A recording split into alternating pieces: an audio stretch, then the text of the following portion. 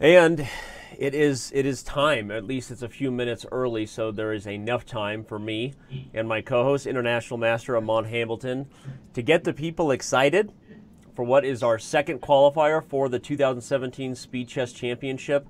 Amon, you had the pleasure of flying solo last week. Sorry you won't have that same pleasure this week, but give us a quick breakdown of how impressed you were with the qualifier, Sergei Grigorian, and how he did qualifying to take the first spot to join this awesome list of incredibly strong grandmasters playing in the main event.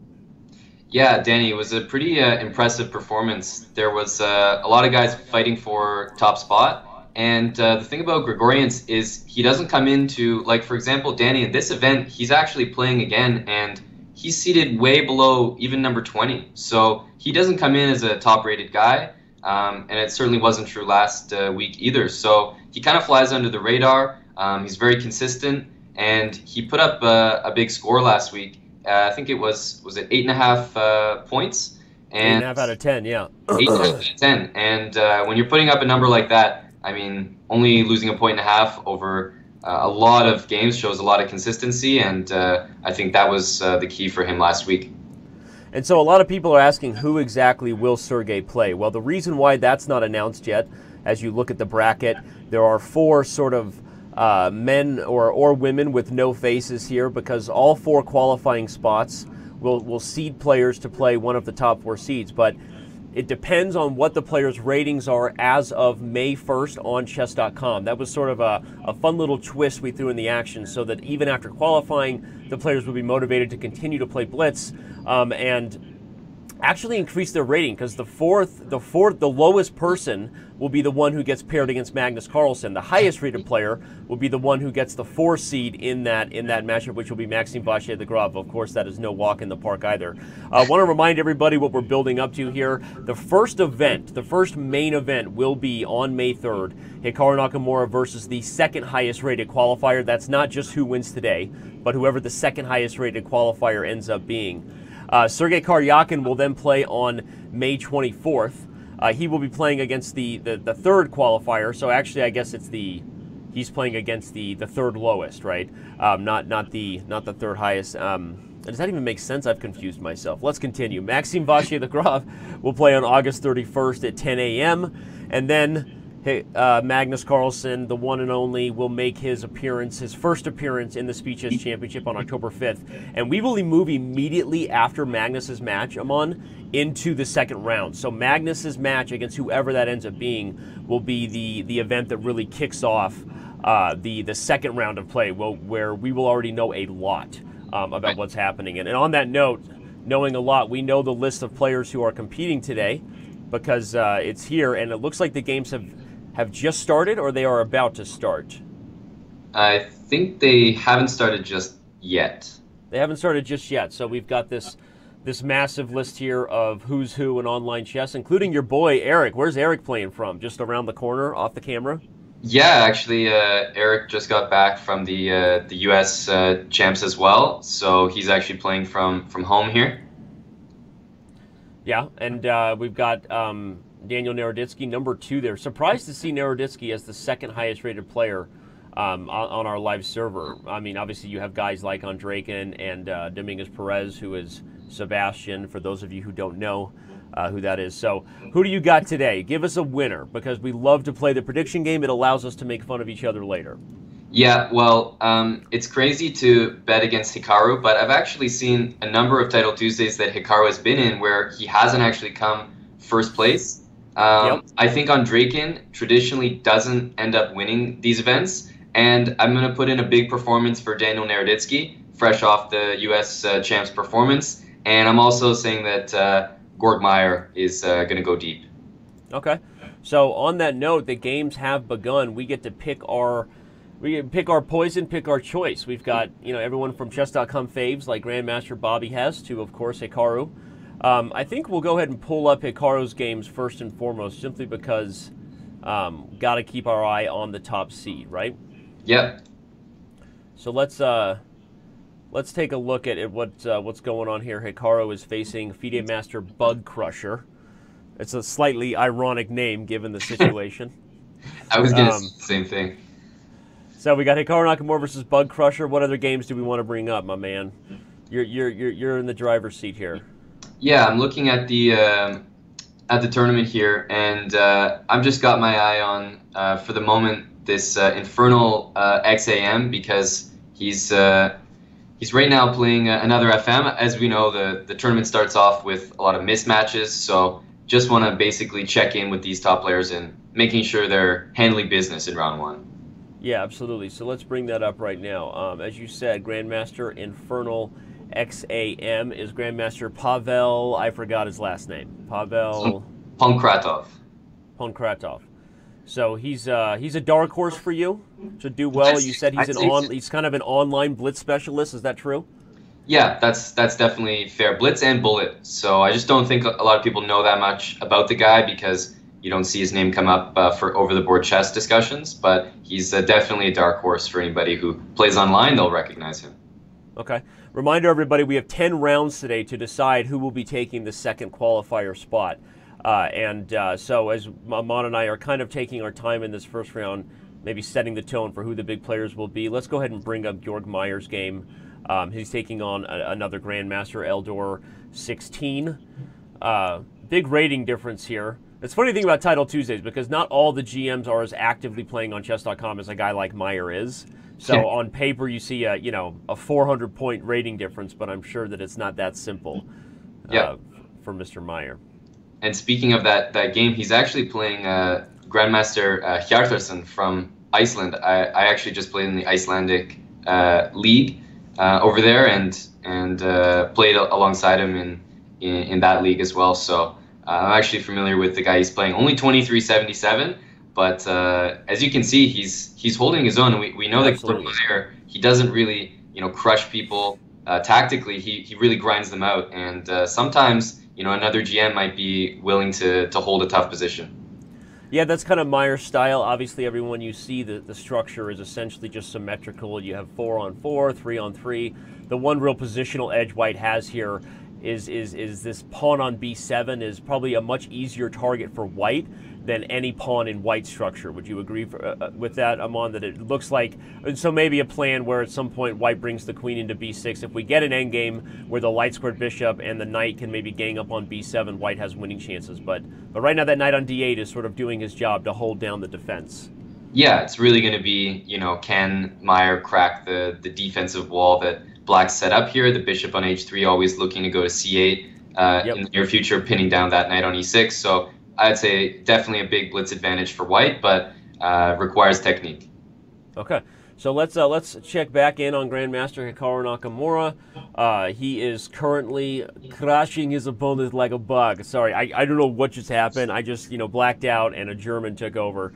But he's playing Bug Crusher. He's actually down a pawn, but this is the kind of pawn that you may not live to tell the story about how you. Yeah, there goes the lady, right? So what happened there? Why? Let's analyze real quick. Why couldn't Black take on a2 for the fans at home, Amon? It's like queen takes a2, runs into knight c3 with miraculously these bishops just controlling every single escape square.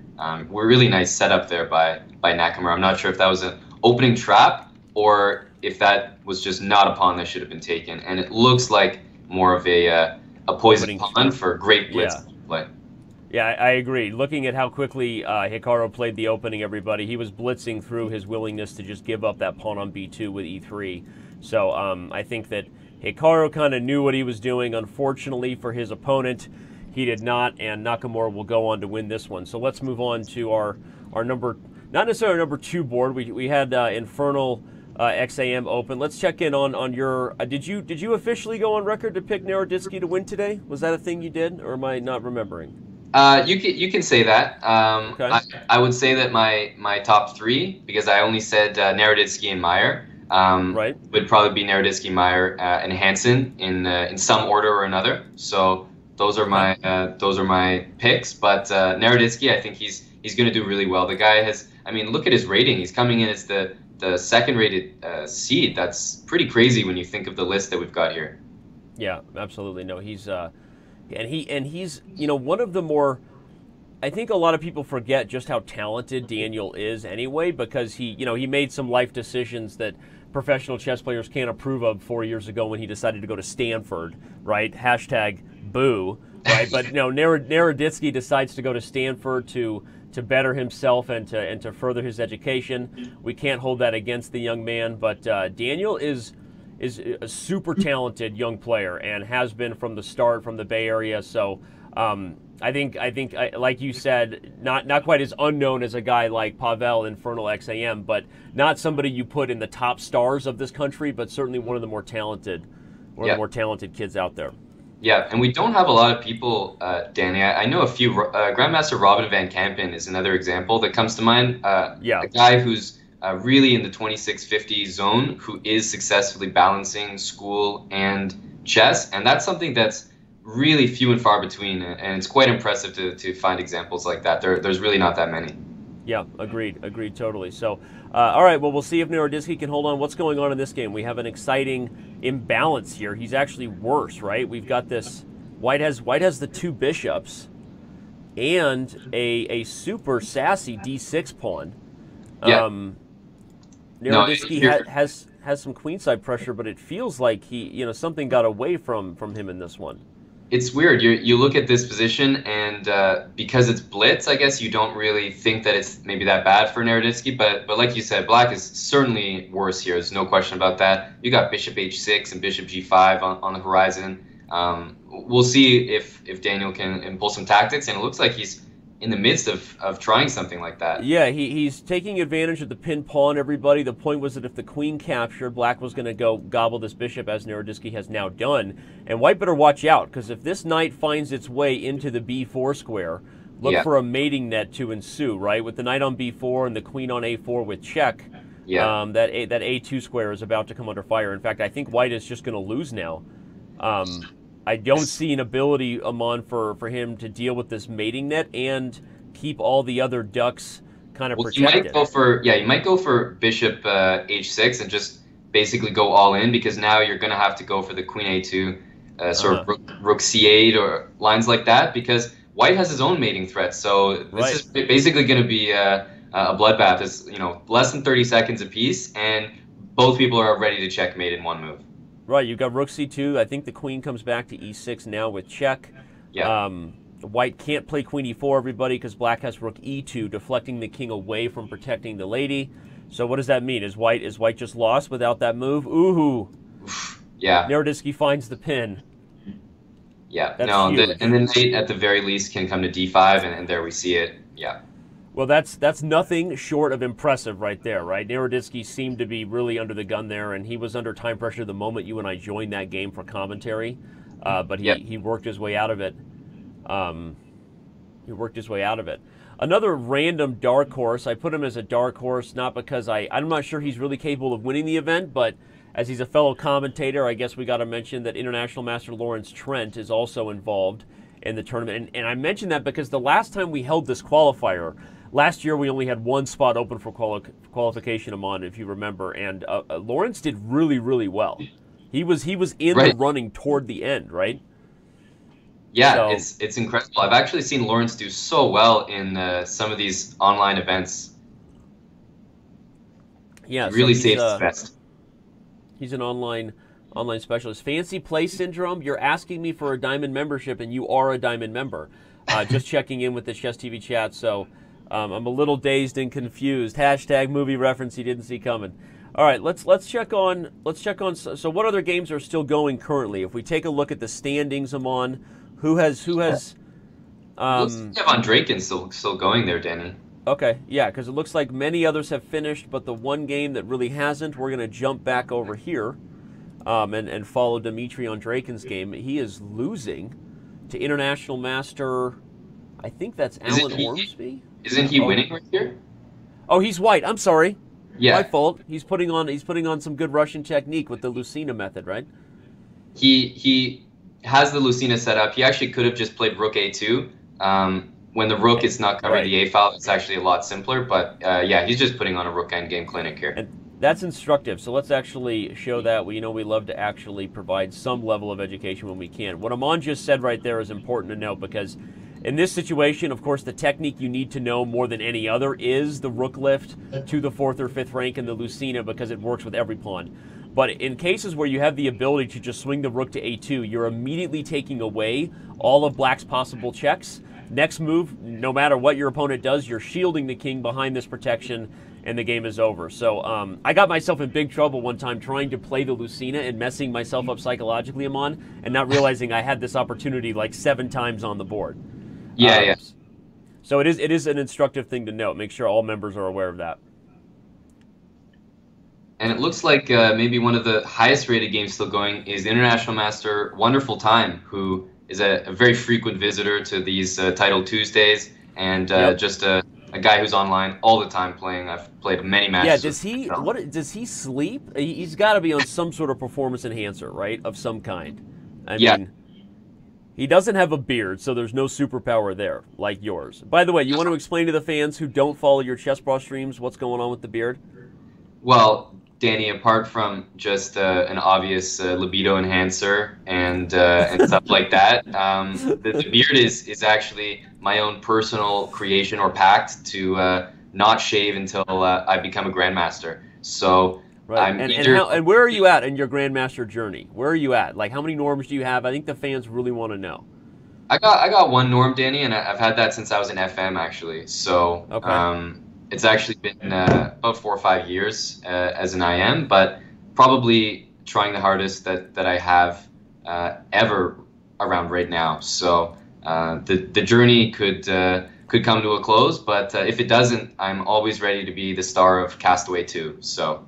You know what? That's right. Or maybe his son. Maybe he had a son on the island, and you grew up. I don't know how that's possible, but hey, it's Hollywood, right? I could be another volleyball or something.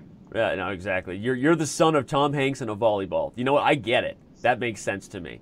But seriously, for those of you who don't follow him on streams, I don't know why I'm even saying that, because like we said, he's got one of the biggest fan bases on the planet. But he streams regularly for the Chess Bras, and you're including people in this little GM journey you're on, right? I mean, that takes guts, right? You bring people in on your experiences, your ups, your downs, your emotional highs. That's pretty good stuff, right? Yeah, it's definitely putting a lot more pressure on the entire thing, and you let a lot of people down when it doesn't happen. But if it does happen, it's going to feel that much better, and I get to share that with everyone who's been supporting along the way. So I'm taking the lows and hopefully going to end on a high. Amen, man. That sounds awesome. So yeah, we got to follow that closely. So hopefully, if you make GM, dude, we're gonna throw you the biggest party on Chess TV. Like, it's gonna get weird, right? I mean, we are gonna go nuts on Chess TV for you. So all right, I'm gonna hold you to that, Danny. Oh, totally. It's gonna be a massive Amon Hamilton GM party. So, all right, the next round has started. For those of you just joining us, this is the. It's a Title Tuesday because it's taking place on a Tuesday, but this is the 2017 Speed Chess Championship, the second qualifier we have done. Just want to remind everybody the first qualification spot was taken by Grandmaster Sergei Grigorians. We don't know who he's going to play, but we do know that the bracket is filled with basically every chess player's nightmare of the strongest chess players on the planet. There's not a single easy pairing there. Since the tournament is early, we still get to do some of this random talking, Amon. Of all the matchups here in this bracket, what one gets you the most excited in round one? I'm debating between Wesley So and Anish Giri or Nepomniachtchi and Aronian. One of those matchups is just really getting me going. Well, the thing is, Danny, and I've said this before, one thing that I want to see more of is Wesley So playing either Blitz or Rapid or just speed chess in general, because he's a guy that, I mean, it was nice to see him in the Grand Chess Tour where he finally got some exposure. You see those videos being posted of his Blitz games. But every other player has competed in the World Blitz and Rapid Championships, and Wesley has just never made a serious appearance there. So I feel like there's not enough Wesley So Blitz exposure, because the guy is, I mean, you might doubt him or something because you just haven't seen it, but the guy is just as good in Blitz and Rapid as he is in Classical. Right. Yeah, so Wesley So, Anish Giri, that's going to be one of the first marquee matchups in May. I think Nepomniachtchi is a dark horse capable of, he's just known as a blitz and bullet specialist. I think Ian is, I have him as the favored person, even though that kind of hurts because Levon didn't make it out of the first round last year either against Grishuk. but I don't know that he's faced with any easier pairing going up against Nepomniachtchi, so that should be fun. So somebody asked what happens if Hikaru wins. Liam Ches in the Chess TV chat. If one of the players wins today who is already qualified or seeded into the Speed Chess Championship, it's very simple. The spot will simply go to the next player available. If there is a tie today, there will be Armageddon games going down. Amon and I will not take a break.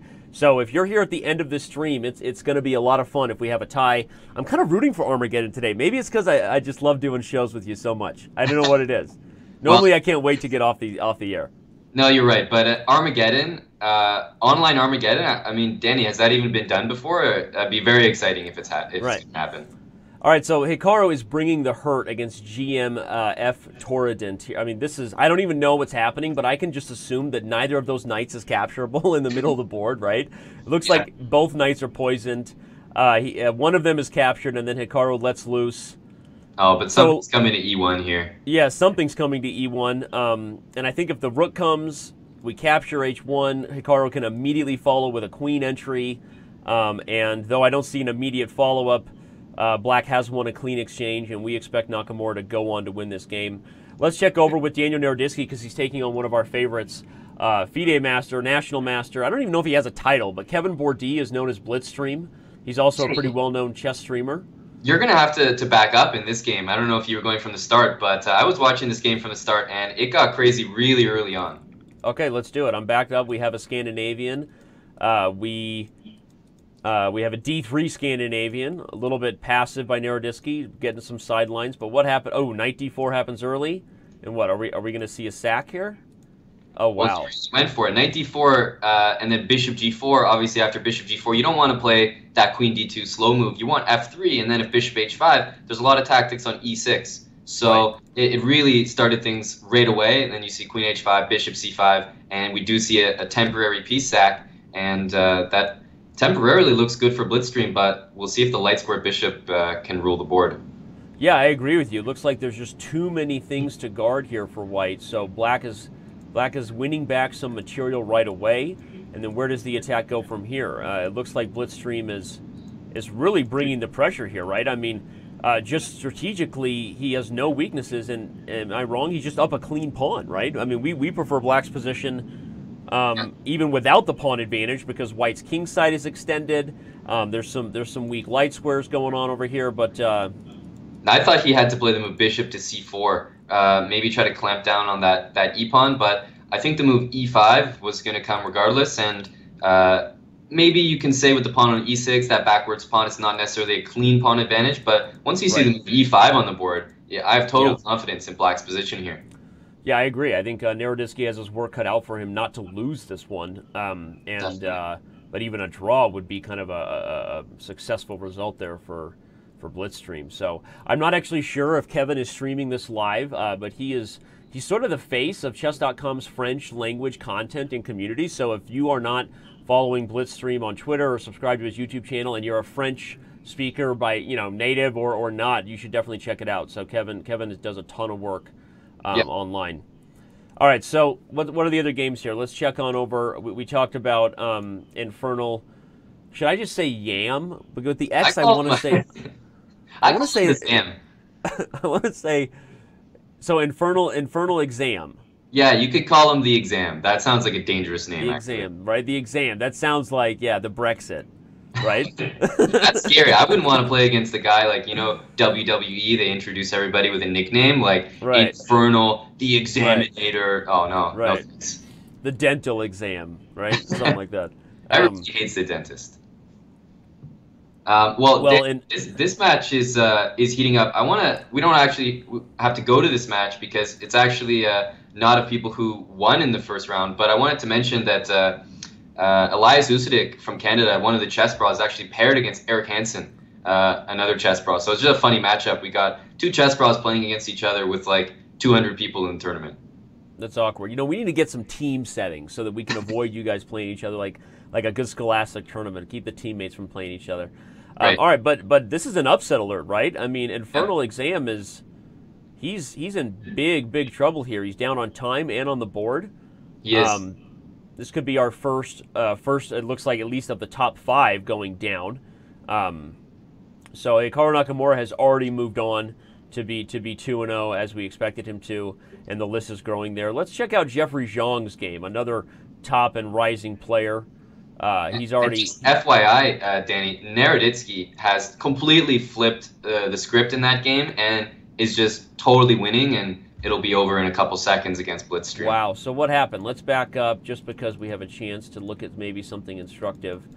Where was the miscalculation? Oops. Because we left it when we were extremely pleased, and rightfully so, with the move e5. And so it looks like a miscalculation. Yeah, he just hung the pawn on f5. To be frank, he hung the pawn on f5, thinking he had this fork, everybody, and unfortunately, he actually follows through with it, and with it, he's just going down a piece. Black is losing more material than he's actually gaining in this exchange, and he's down a pawn and a king and pawn ending, which is. I'd rather be down a knight and have a couple pawns for it than be down a pawn in most king and pawn endings. It's just about as easy as it gets for white to win this game. And so instructive and resourceful win there from Naroditsky. What are the other big games still in progress? Let's check out Georg Meyer's game. Yeah, the thing is, Danny, in these Title Tuesdays, you'll almost always be able to say that either Georg Meyer or Grandmaster Sebastian Lenier Dominguez are going to be one of the last games playing, because those guys are such scientists. They just take their complete sweet time with the positions, and we see here that he's doing just that. Yeah, he's up a few pawns. He's got to find a way to deal with this pesky knight so that he can either continue to capture, continue to push with g4 or f4, one of those two. Already you start thinking that g4 captures and then h3 might be the fastest road to Rome for black to just sacrifice and break through. Sometimes there's some ideas of, if the knight was on b6, deflecting the knight with like a knight d7 check idea. But when the knight sits on a8, there's just no deflecting. The white's only idea is to bring his king up, but that's obviously far too slow in this position. That's a really instructive point. I think for a lot of players, they wouldn't have the foresight or have the practical knowledge, Amon, to just put the knight on a8 and just avoid all practical complications, right? What Amon was highlighting, everybody, we'll just make up a funny position here because we want to provide instruction if we can, is, say in some cases your knight is actually not just sitting on this square. If this knight ever found a way to a square like d7, that allows a sacrifice which forks the king and knight and deflects this knight away from the critical point of preventing the queen. So Meyer, he's a pro, and you know what he is also, Mon? He's a blitz pro. So even if knight a8 isn't necessary, just from a practical perspective, that seems like the kind of thing you would do, right? Because you're a good blitz player, and you eliminate the tactics, you take away your chances of being tricked under time pressure, and you go on to win. Yeah, no, exactly. When you're playing blitz, Danny, you always go for the practical route. Right. All right, well, good stuff. Let's continue. So there's still a number of games going, but let's check out the standings while we can, and see what the results are. Currently, we have Hikaru Nakamura, Daniel Naroditsky, Dmitry Andreikin, Georg Meyer. So a regular list of who's who right there at the top, all with 2 points, and there are still a ton more players. We have 172 title players playing today. Yeah, it's pretty exciting, and we've even got Sergio Chess, who's about to move to 2 out of 2, competing again, just playing spoiler. Yeah, playing spoiler, maybe trying to send a message to, maybe he'll get a matchup with Hikaru, right, and wants to get a little bit of a preview of what that's going to be like. Yeah, it'd be pretty impressive if he won 2 of these things, I'll tell you that. Oh, I mean, that doesn't, especially back-to-back, right? Yeah. The list of people that have won 2 Title Tuesdays is small to begin with, and back-to-back is even smaller. So, all right, let's check out another game here. It looks like Infernal Exam did go down. He did go down, so that's a big upset. What is the other game still going? Victor Grandmaster is in a crazy game with Grandmaster Yoppie 2. That's Jordan van Foyst, the current Dutch champion. Okay. And it looks like this is going to be concluded momentarily, as White's king is I think, going to get checkmated. It might see a resignation around here, but this game looks like it was pretty long. Jordan van Foyst has also competed with the Montreal Chess Bros in the Pro Chess League earlier in the year. Yeah, well, there you go. Another victory for Team Chess Bra. There are 3 games still in progress, which is a fun and useful little note there. International Master Lame Dude still playing. It's a great username. Great. All right, but if we're taking a look at the standings, I think players are obviously curious of making sure everybody who they expected to move on is still moving on, and yeah, so a huge list here. Let's scroll down to see how many 2 out of 2 players we still have. Yeah, I don't see any major upsets, except we did see Eric Hansen actually lose in round 1. That's the most notable one that I can see so far. Got it. Well, let's keep an eye there. So Wonderful Time is 1.5 out of 2, so he drew his last one. What happened in the game between International Master Lawrence Trent and FIDE Master Matty D. Perrine? Matty D. Perrine won, upsetting the International Master I picked as someone who might actually have a chance to win. So in fancy checkmate there, Trent got mated with the king on f6. So, all right, we are getting set for round 3. Right now, let's pause 10 seconds and do our normal thing. Remind everybody who just got here. It's me and Amon Hamilton. Hi, everybody. Amon did his hair today. How much work does that take you, by the way? Is that just, are you rolling out of bed that way? Well, Danny, sometimes I roll out of bed this way because you can leave the work that you put in for maybe a day or 2 before you have to do it again. But no, right. This was especially for the show. You know, it's the shower, it's the products in the hair, it's the blow dryer and everything. It's the works. You know what? That's awesome. So someone wondering if I can give away Diamond memberships. How come it's always a Diamond member asking if I can give away a Diamond membership? I was going to say, I've seen about 10 Diamond members so far complaining as if they don't already have one. Yeah, I don't understand.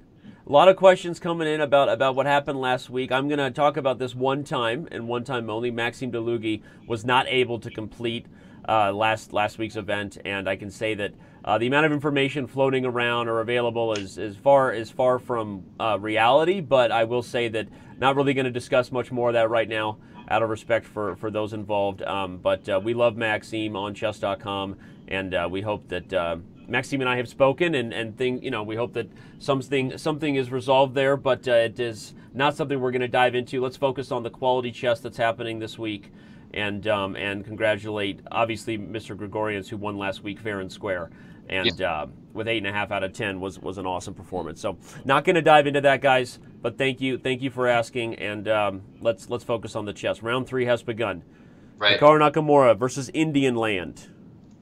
Indian Lad, actually. Indian Lad. I really like. He's just a lad from India. Right. I forgot that I don't know how to read when I'm doing chess shows. I forgot that that's a thing that happens to me. Okay, so we have a Botvinnik English by Hikaru Nakamura. Probably nobody has more flexibility in their opening repertoire when it comes to online blitz than Hikaru. Would you say that that's fair? Yeah, I mean, Danny, he can hit you with a 1b3 at any point, or he can play his normal theory. At that level, I think those top grandmasters, they all probably have these throwaway lines that they'll never play in a tournament, that they're just waiting to, beat a guy like me with in online blitz. Right.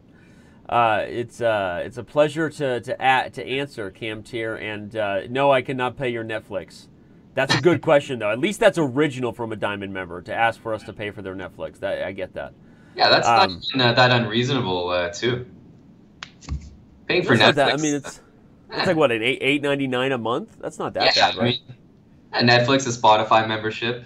There's been more. Right. There's been big asks. Right.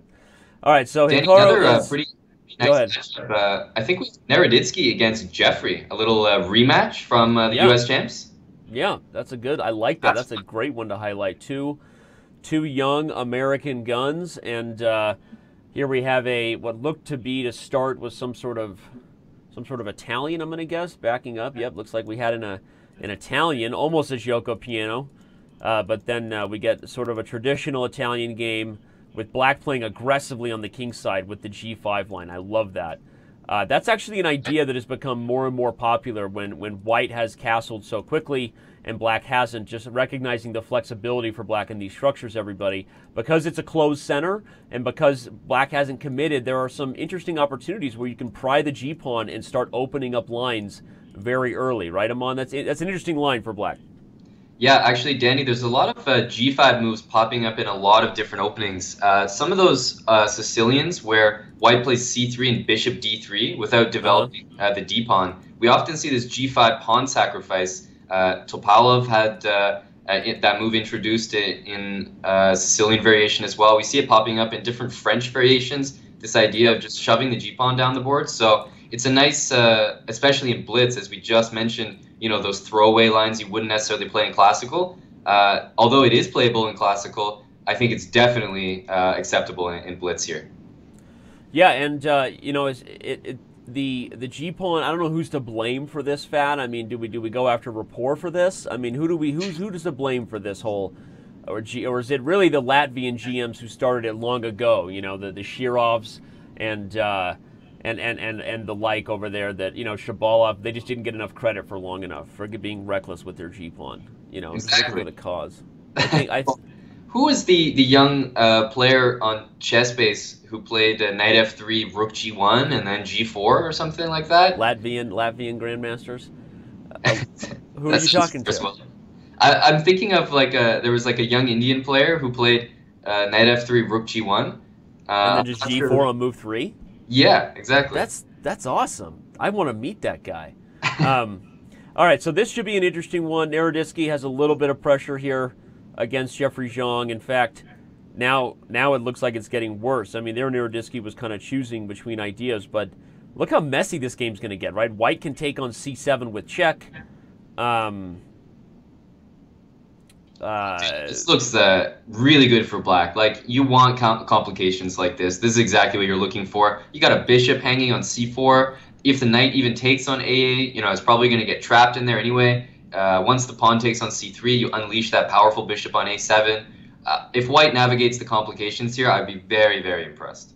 yeah, no, here comes H4. And again, it's this constant situation that white is faced with where he would love to take on C7 and gobble up the rook, but doesn't have the time. And now he's lost that opportunity, but black really hasn't lost a lot of the pressure coming. H4 is still a problem that will happen at some point.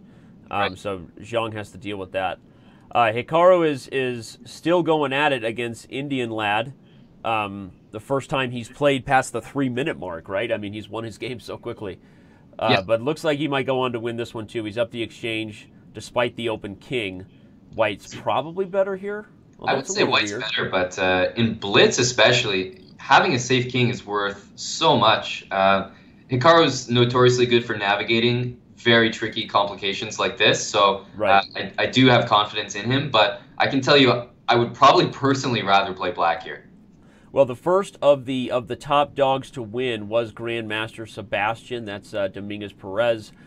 So for those of you wondering, he has moved to 3 out of 3. If we take a quick look at the standings, you can see he is the first of the top dogs to win, though we missed that game. Interesting to see he's already moved on.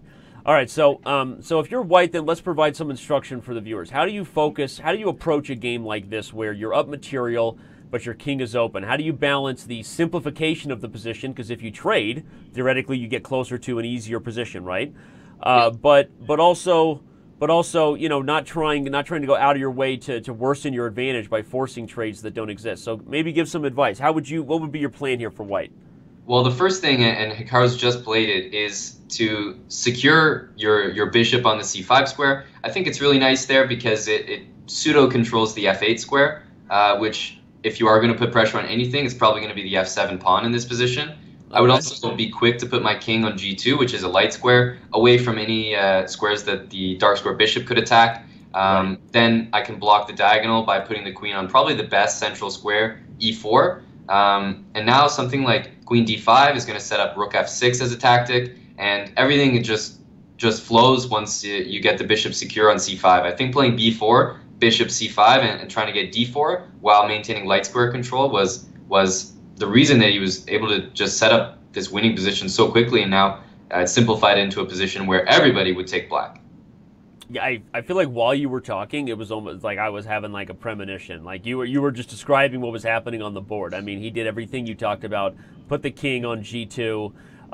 Establish safety squares where the pawns were kind of protecting his pieces, so none of them were loose in the middle of the board. Right, the queen went back and forth from g4 to e4 to stop threats against the open king, and then he just forced the trade Yeah. And like Hikaru does, always accurate in his technique, not just playing an instinctive move to protect the rook here. He goes for a combination.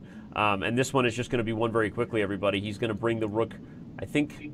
Okay, so he at first, rather than try to trade on b7 right away, he looks to improve the position of his king while the black king is still kind of cut off. So that's also probably the right approach to take here for white.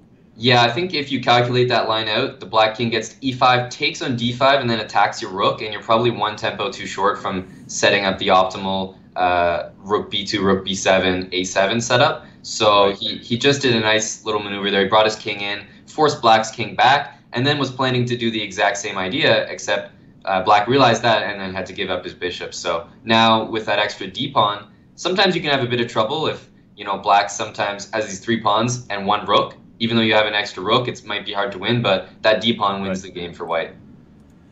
Yeah, the d-pawn and the extra rook is a powerful duo. So we are filling out the list here of those on 3 of 3. A lot of the regular names you would expect there, right there at the top. One female player, women's FIDE master, Cecile Hausernaut, who she plays regularly, I think, in our tournaments. She does. We'll see, though. I think that the fold starts to happen here, where some of the players who have been getting, I don't want to say easier pairings, but lower-rated players, you really start to see all those who aren't a shark getting fed to the sharks. Right? It's time for the final remaining 3 and 4-0 players to get the sharks, and then we get to see what happens when the top-rated players really start to face off against each other. Who else is still playing? The exciting one looks to be going on here between Jeffrey and Daniel. Oh, no, it's not exciting. Not exciting at all, Danny. I was just going to say they're going to agree to a draw, and there they have.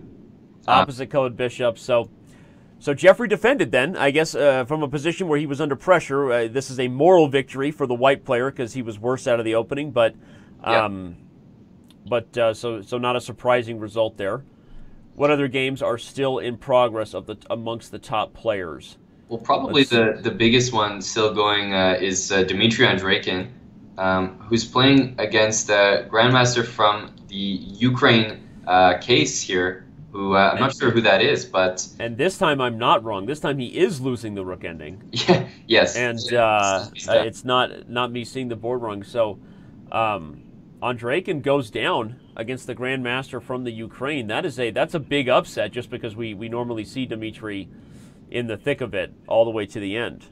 Yeah. No, that is a big upset.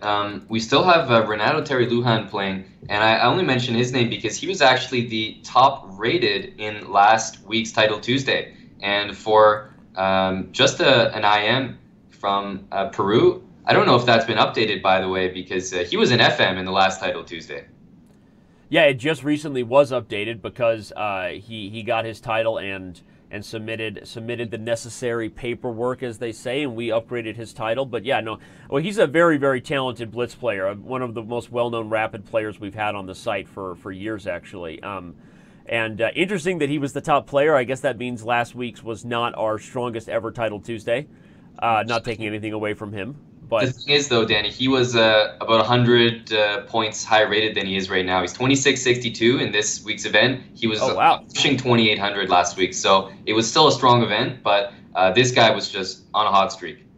Something that should also be said about this guy is that his FIDE blitz rating is 2600. So he's really, really good at blitz. Is that what you're telling me? That's sort of what I'm trying to say. Okay, I'm picking up what you're putting down. I get it now. Well, here he's up the exchange, but it's kind of a weird mess, right? White still has things being a little tricky as long as it stayed closed. Although now if he can break through with the c pawn, there may also come a fork. Oh, here comes the fork on d3, or does he want the exchange? Maybe he doesn't. How weird is this going to be? It's actually like. I would be more tempted to try to play the position without taking that, but I don't like this decision at all. I agree. I like White's chances here, despite the... I mean, note that the c3 pawn could be captured now and before because the bishop on c8 guards and prevents those rooks from doubling on the c-file, right? So I like... If anybody's better here, it's White, or maybe not anymore. Yeah, Danny, you put that pawn to d7, and if the king ever moves, you put that other pawn to h7. There should be no way that White loses this. So you bring your king to b5 here. Right. This could be flipped around like any blitz position, but White's got to be in great shape here. Yeah, the question now he's got to be debating is whether you don't want to get into a pass pawn race when you have a miner versus a rook, regardless of that miner normally. Right. So White is being a little careful here. It makes the right decision, everybody, not to trade the e4 pawn for the b6 pawn because Black would have gone over here and gobbled g4. Yeah, it's in an interesting position where White really wants to play the move knight d5 when the rook's on e5, and he wants to play knight b5 when the rook's on a5, but he can never play either of those moves because he needs his king on b4 or d4. So we're either going to see a repetition there, or realizing this, Black is going to try to bring his king close enough to the center that White gets tempted to play h6, and then maybe swing his rook back around and treat that like a pawn that he's going to pick up. Otherwise, I think we're going to see a draw just by repetition here. I think we're on our way to seeing a draw. At least it seems that way. In fact, I wouldn't be surprised if either player pressed the draw button if we haven't already had this position repeat 3 times on the board, right? Yeah. I feel like we've been here before.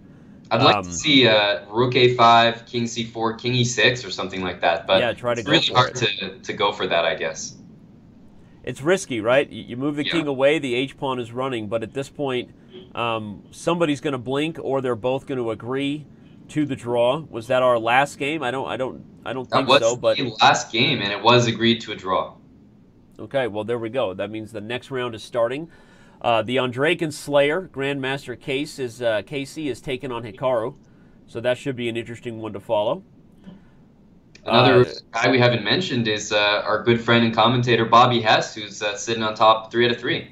That's right, and he is now he has gotten what he deserves though for being 3 out of 3, and he will now have to face off against Grandmaster Lanier Dominguez Perez, also one of the world's best rapid and blitz players, known as Sebastian on our site. We have a Lopez. Bobby's trying to remember his theory, or in Robert's case, I can say he's trying to find his quickest way out of theory. Okay, so now we have a mainline Lopez. This should be a fun one to follow here. B5 and D5 are the main moves now. Black has to be careful not to open the center, everybody, with the knight on E4, but this is all theory. Right. All theory. Mr. Dominguez Perez actually gave everybody on the Montreal Chess Bros nightmares during the Pro Chess League. Although we beat the Miami champions, he went 4-0 against us and just won every game in such clinical fashion that poor Jordan Van Vrees, that was the week that he played, we basically had substitutions that week, so we had him log on, play against the top 2 players from Miami, pretty much get ground down in a nasty endgame fashion, and then have him go to sleep at 4 a.m. So that's like that was a cruel joke you guys played on him. Yeah, it was pretty mean in hindsight. Nobody wants to go to sleep with nightmares and flashbacks of Lenier grinding you down in a 1 pawn better endgame or something. Yeah. Well, this game is now Lanier has put Robert into the think tank. One of the things about Robert in general is he's a good online blitz player, but I think one of the things that prevents him from being one of the better ones amongst these other top GMs is Robert takes his time. And it often finds himself under time pressure. So I think it's difficult when he's not really a professional chess player these days. He's not always up 100% on the theory and wants to make sure that he's not going to get himself in trouble. But a minute time disadvantage against someone like this is rough. So what are the other games? Daniel Naroditsky gets a little bit of an easier pairing because of the draw that he dropped to Jeffrey Zhang. He's now playing FIDE Master. Right. Another FIDE Master who I'm worried about saying his name. I don't know why. I just get nervous. I get nervous about saying names. Well, the thing is, it's a Norwegian name by the looks of it. Right. And it looks like it's like Fegelag. I'll say that. Say that again. Fegelag. I don't know. That sounded like really Dutch or something. Fegelag. I find I'm trying to pronounce like Dutch, Norwegian names. I end up having too much fun, Danny. That's the problem. Honestly, you get a lot of points for that. It's like I've gotten really good at pronouncing, the Eastern European names, like names of Slavic descent, right? And sometimes people who aren't used to those look at a name like Zinjihashvili and they literally freak out, right? But you just know how to say it. You know where the consonants. But then you look at names I don't know, and then I get really embarrassed. I don't want to butcher someone's name.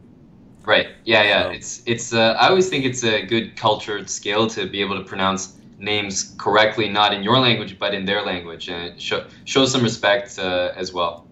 Absolutely. Now we have Hikaru is it either came from a Taimanov or a Najdorf, but we have a structure where normally you see these types of positions and the queens are still on the board.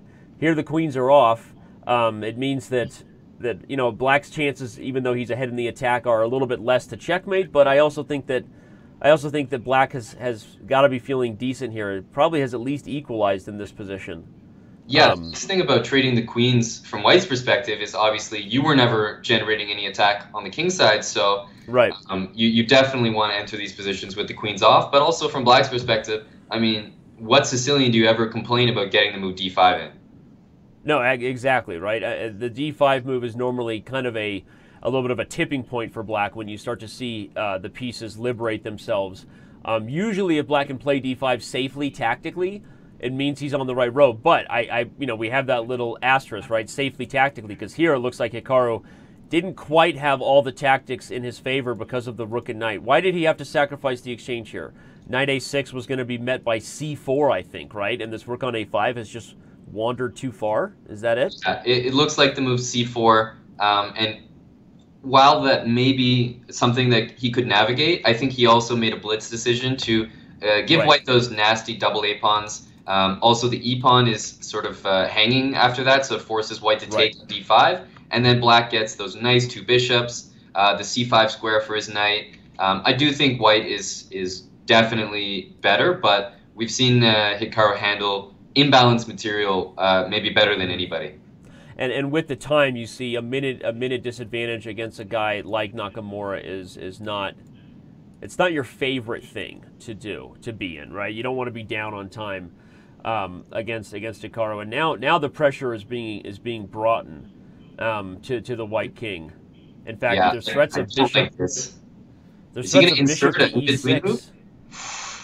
Oh, I'm really scared of a move like bishop to c5 if that works here. But I know, and there's mates with the double bishops, and there may even be bishop to e6 in some positions where a2 is falling. I think bishop c5, bishop e3 might be very accurate, though. Oh, wow, that's a fun tactic to show. Bishop c5, threatening mate, at least in a couple everybody, is met by bishop e3. White sacrifices the bishop because if it's captured, all of a sudden the script is flipped, and White is checkmating on the back rank. So Hikaru's not going to fall for that. What did he do? He just gobbled up the bishop and then looks to open the diagonal in a new way by pushing the e-pawn. Yeah. Still liking Hikaru's chances here in this interesting exchange sack, right? Yeah, there's no way that White wins this because I think the bishop can just plant itself, in the worst case, of course, on e6. And I think we might even see the move bishop e6 right now, I was going to say, targeting the a2 pawn. But I guess I was thinking d2. Yeah, bishop to e6, rook to d2, unless there was some check, but maybe White was getting out of it with king a b1, and so Hikaru voted nay.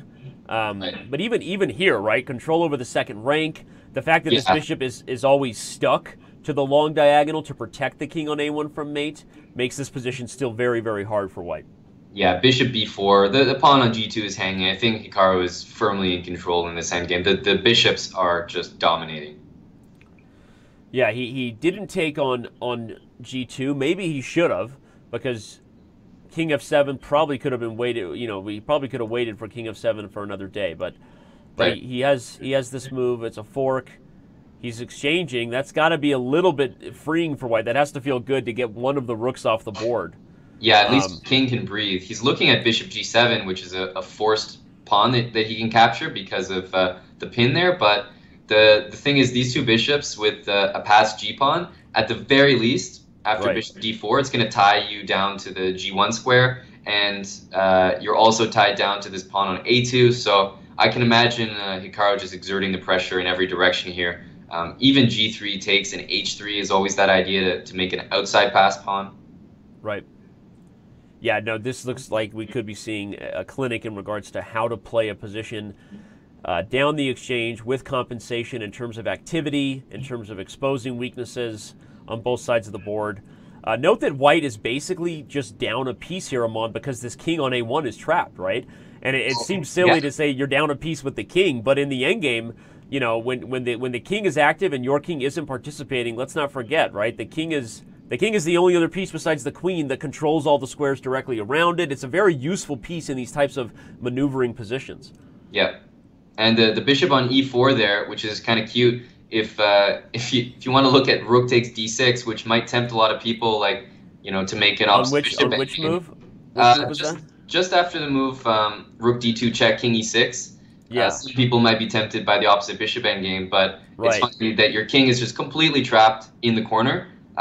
So it basically means black can just march his king up and take your bishop for the g pawn, and then the endgame that results though is bishop, and you have two a pawns. So I'm wondering if rook takes d6, your king is trapped in there. What if you play bishop h4, bishop f2, bishop g1, and say, hey, you've got two a pawns and a light square bishop.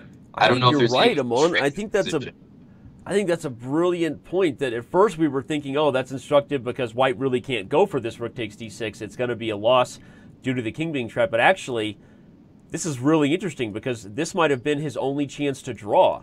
The point, everybody, is if you get your crystal ball out, even when black gets all the way over here and wins this bishop, if nothing else changes about this position, it's probably still a draw because of if you have the wrong color bishop for the corner, you can't win in these positions. I think that would have been a huge highlight there. Yeah, I think. And if you look at the final position, what's kind of funny is Hikaru's got the exact same position, but he's got the right bishop. So it's exactly the opposite result that you want there. But in blitz, when you've got low time and you're thinking about rook takes d6, I think everyone's first instinct is, okay, opposite bishops. Oh, but wait, my king is trapped, and you have to think one step further that, well, actually, those two a pawns means that black doesn't have a chance to win, even giving up my bishop. Yeah, that's fascinating right there. That would have been really interesting to see Casey find that and swindle his way to a draw against Nakamura.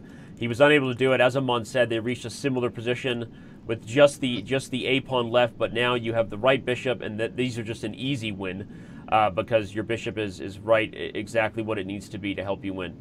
Wow, that would have been really fun.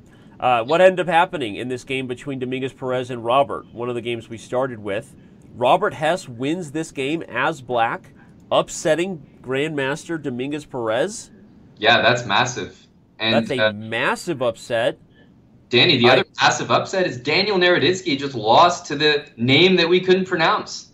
You know what it was? It was the name. It was the name. It was intimidating for Daniel, and I get it. I've been intimidated myself by a name of Scandinavian descent.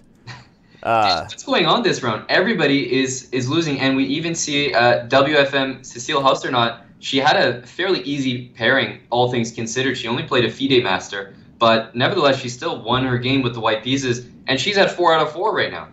Yeah, no, she is. She's right there at the top. In fact, she is on top of the leaderboard amongst a list of sharks, right, with Hikaru Nakamura, Grandmaster Robert Hess, Georg Meyer, and others. So interesting to see. She has been playing incredibly well, but hasn't played one of the top players yet. We'll see what happens in this next round. Right. Yeah. Who else is playing it's the time that she plays probably one of the sharks, where we see the amount of people with perfect scores starts to get smaller and smaller. So those forced pairings are going to come in the next couple rounds. Yep. The other game, we have the Penguin GM. Many people know him for his legendary bullet skills. I think he might be the best 10-second player on the planet. He's up there. It's ridiculous what he can do with the speed, Danny. I think I was watching his stream recently, and he was playing blindfolded 10-second chess and just beating people on the board as well. It's crazy. It should be illegal in at least 48 of the 50 states. The queen now, the queen endgame now though should be winning for white. But what's interesting for hustle time, everybody, is that usually the way you at some point have to win these games, if you can't quite coordinate where your queen can guard all the checks, which actually looks like he kind of did now, and hustle time may be in a position where he can run the pawn. Okay, maybe not. But usually at some point you have to be willing for your king to be checked. And calculate your way to that king finding a very, very safe square that allows you to still win the endgame. We'll see if at some point white calculates a way that king can come under the fire of checks but still advance up the board and win the game.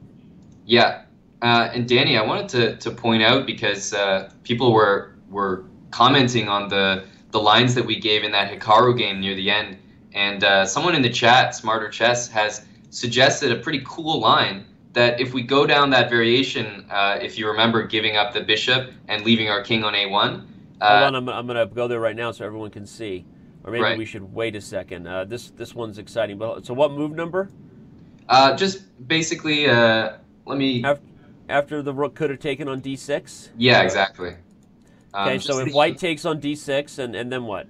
What happens? So basically, just play it out so we win the bishop, and the idea being that black could have the idea of taking the pawn on a4, putting his pawn on a4, placing his bishop on b3, and then creating a stalemate where white has to take that piece.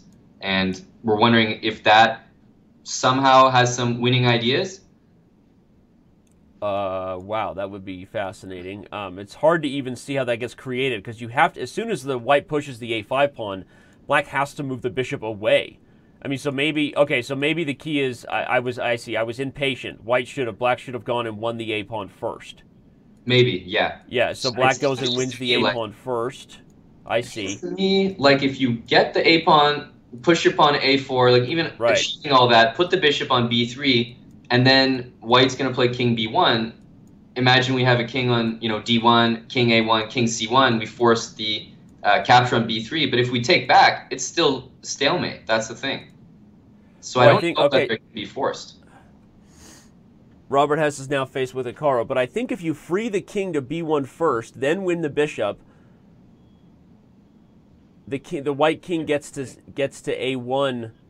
If you put the bishop on b3, it's not stalemate. He doesn't have to take it. He just moves the king to b1, right? Right. Yeah. No, it's. So I don't think that works. I think it's fancy, but I don't think there's any way to force white to capture the bishop on b3 because the king can just sit in the corner. King b1, king a1. And nobody's going to see this stuff in advance, but it's the kind of thing that I guess when you're white, I mean, you go for that because you can see the end is near if you don't at least make the attempt. Right. Well, I think at this point she's definitely deserved our attention. Let's bring up Cecile Hausernot's games. Who is she paired off with? Let's take a look. She has been faced with the German stallion, as I like to call him, the one and only Georg Meyer. She is black against Grandmaster Georg Meyer, and currently we have an English that I like white's opening to start, so we'll see how she fares against the German #1. Georg is #1 in Germany, right? I actually don't know the list. I'm pretty sure he's still #1. He's going to be mad at me for forgetting. I'm thinking of the German players. I mean, there isn't Neidich anymore. Right. There's Nisipianu. Right. But yeah, I'll actually just double check it. Yeah, why not?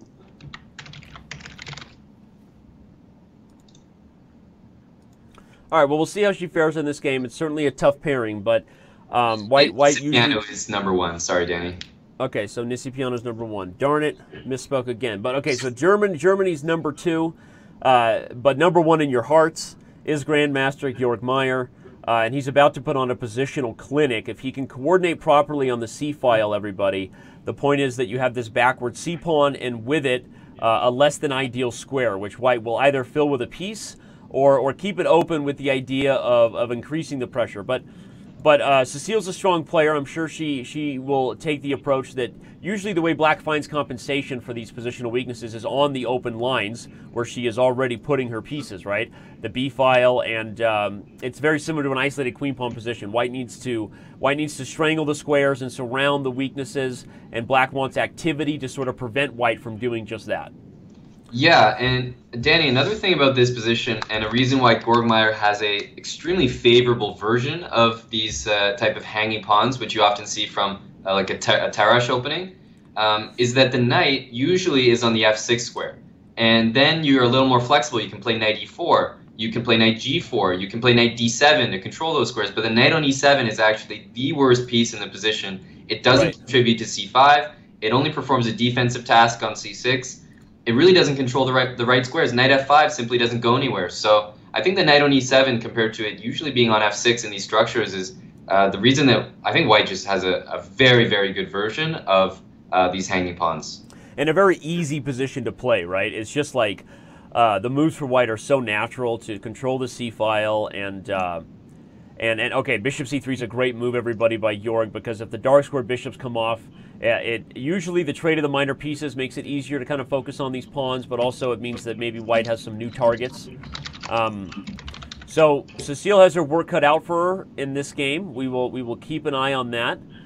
Jumping back to the battle of two American grandmasters, Hikaru Nakamura and Robert Hess.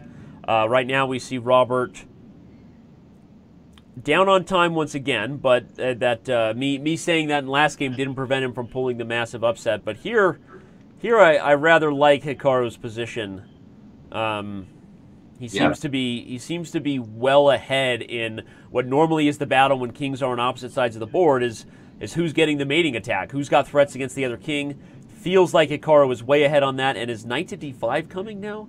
That could be nasty, honey badger style. Knight d5, let's say, picks up the exchange at the very least. Even not. I'm thinking queen e6, bishop c4.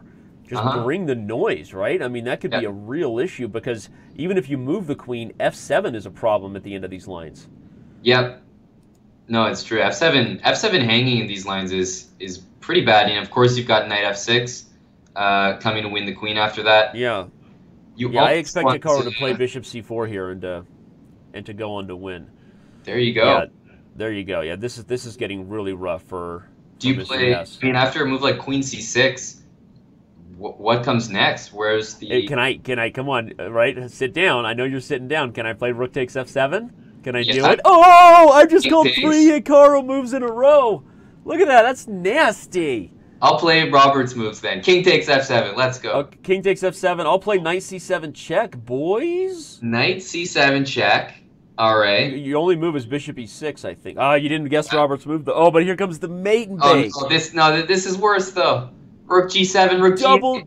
Double check, and then mate. Oh, no. How flippin' sweet is that? If I was allowed to use another version of the F word, I would. But flippin' and freaking awesome is what I'm about to say about that. That was nuts. Nice. That was nuts, right? Nice there. It felt to me like when you see rook takes f7 in your face, win or lose, I mean, that just has to be captured. But by not doing it, it actually made for an even nicer finish. So let's see if Hikaru was right to play the rook takes f7 move. After king takes, was I right about knight c7? Is there another move? Like, honestly, queen f4 check might be just as nasty, because if you drop back to g8, now we've got double checks, right? The knight jumps into e7. Something wicked this way comes. So what's black doing on queen f4 check? Bishop f5? Definitely bishop f5.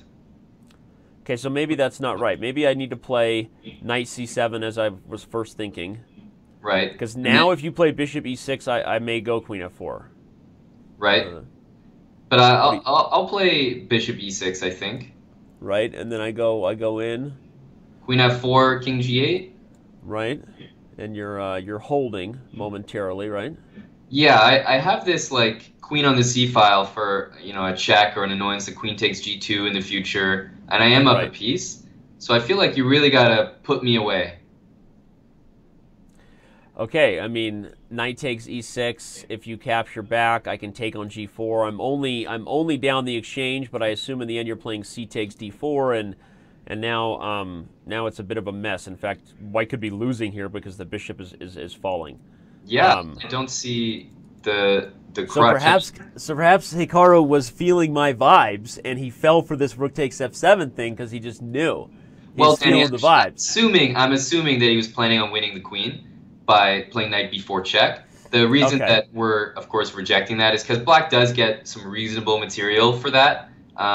Whether it's likely with the open king, Hikaru is still better there, even with that. So yeah, no, it's the type of thing that as black, I mean, you're going to accept it. It's the best you can get, but Hikaru's definitely right to go for that. Well, an awesome game. It was fun that we were able to see it live. The upsets continue for women's FIDE Master Cecile Hauser-Not, as she now gets a draw. As black, she has drawn the legendary Grandmaster Jorg Meyer. So she is She is holding her own right now, right? Swimming with the sharks, as they say, and keeping her head above water.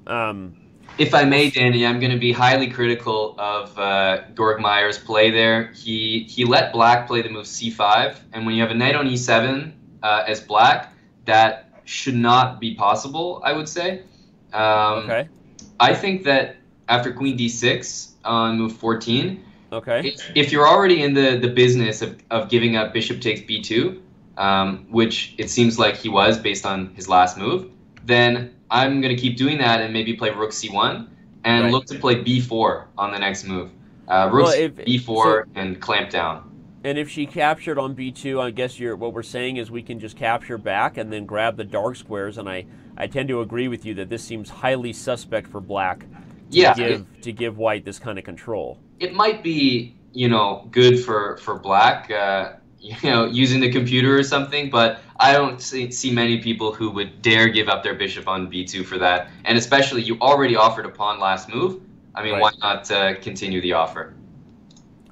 Yeah, good points and instructive stuff, and seems like criticism deserved to the German Grandmaster, who didn't put on the positional clinic we were expecting. He needs to learn from Amon Hamilton. Probably needs to watch more of your streams.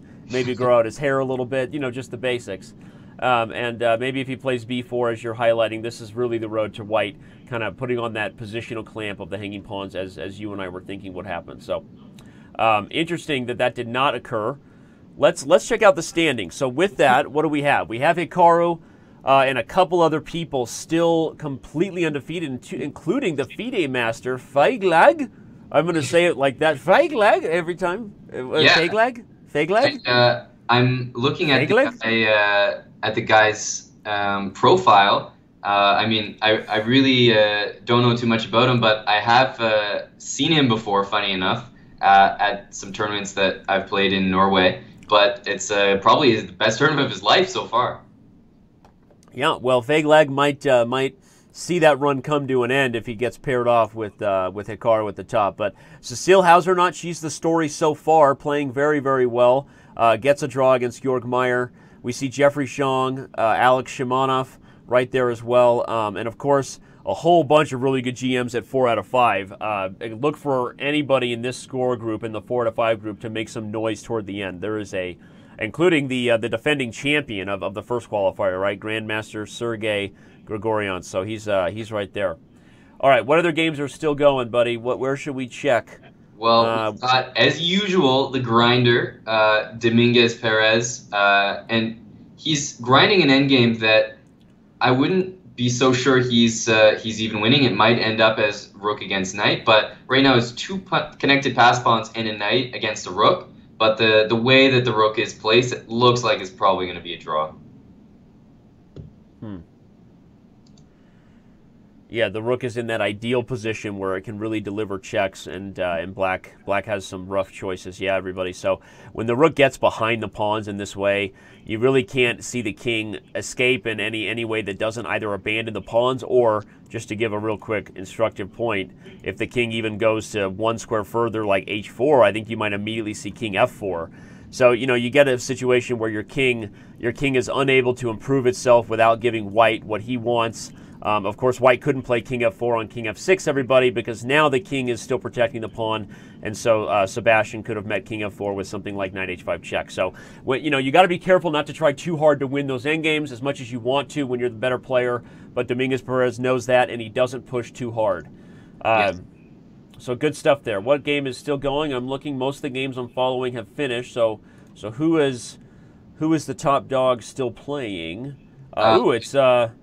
Oh, no, it's not him, but it should be noted, Grandmaster Jan Nepomniachtchi is jumped on just to play some practice 3 minutes. So he's got a match going on against Grandmaster Michael Ruiz. So he's not in the tournament, but Nepomniachtchi is playing currently on Chess.com's live server. That's funny stuff. Yeah, it looks like there's a rook and knight. That's probably going to be our last game here.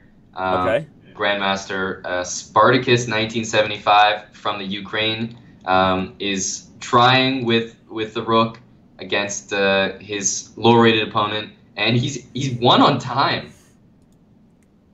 That's pretty impressive. He just won on time as I was looking at the game. I missed what that game was. I jumped over to the other one I knew was still going, which was Grandmaster Jesus, Jose Carlos Ibarra. He was still playing, and that game is actually still going. Well, he was showing good technique, was the low-rated opponent playing with the knight against the rook, but actually just let his time run out. So that chalks up to a win. We probably see a bishop and knight and a rook against knight and a rook and bishop against rook in every single Title Tuesday.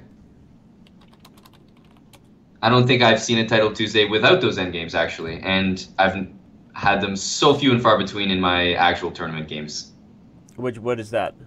Like either rook against knight, or rook and bishop against rook, or Right. the bishop and knight checkmate. Somehow they always make an appearance on Title Tuesdays. Yep, absolutely. And especially because it just makes our job that much harder to let the games just keep going while we sit here and have to come up with something to talk about. So, I Well, mean, we've played all the easy angles. What? I said we've got someone giving up his bishop here. Whoa.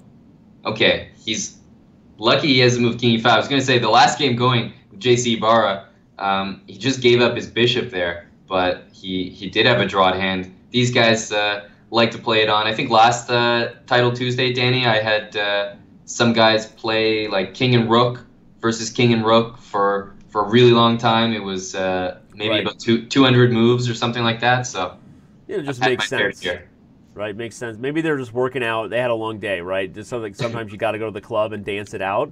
They're just Exactly. moving it out, right? I mean, if you had a rough week, you got to dance it out. Sometimes you gotta play it out. You know, get those frustrated feelings out of your body. But all jokes aside, what? I said stress relief. It's stress release, right? All jokes aside, the standings are showing us that we still have a lot of players in contention here. Of course, at the top was the top seed coming in as Hikaru Nakamura. Reminder for those of you just joining us, the first qualification spot for our 2017 Speed Chess Championship has been taken.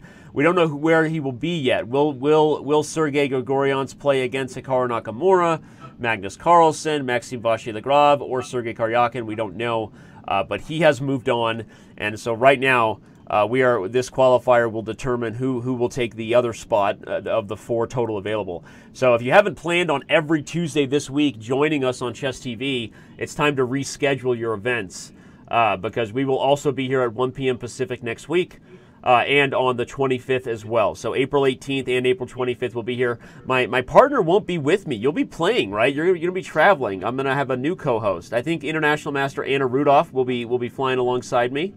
Yeah, Danny, I wish I could be there, but there's a few reasons. First of all, I need my own chance. I'm hoping to play one of these events and give it my best. Right. But apart from that, I am going to be playing some of those tournaments. I'm actually, shoulder shrug, I'm going to be playing the same tournament as Fabiano Caruana, over in Grenki. So I'll be competing there. And hopefully, if the rounds permit, I'll be playing the next qualifier. Yeah, well, if you do qualify while I'm providing commentary, I don't know. I mean, I can't promise the kind of party we'd throw for you when you make GM, but we'll do something special. All right. That's a lot of promises you've made this stream so far, Danny. It's all for you. You know what? I just I'm trying to keep you motivated. Sorry, I'm getting pinged by some co-workers here, and plus we're looking at the most boring chess game ever, so I'm not really that focused on what's happening. This is pure. I mean, when does it cross the line of pure obnoxiousness? Well, Danny, I think I still got you beat. There was a very famous guy in last Title Tuesday named Augie. Augie really went down as a legend because so far we're only at a mere 158 moves, Danny. I've been up to 200s. I've seen this stuff before. So this is just my thin blood here.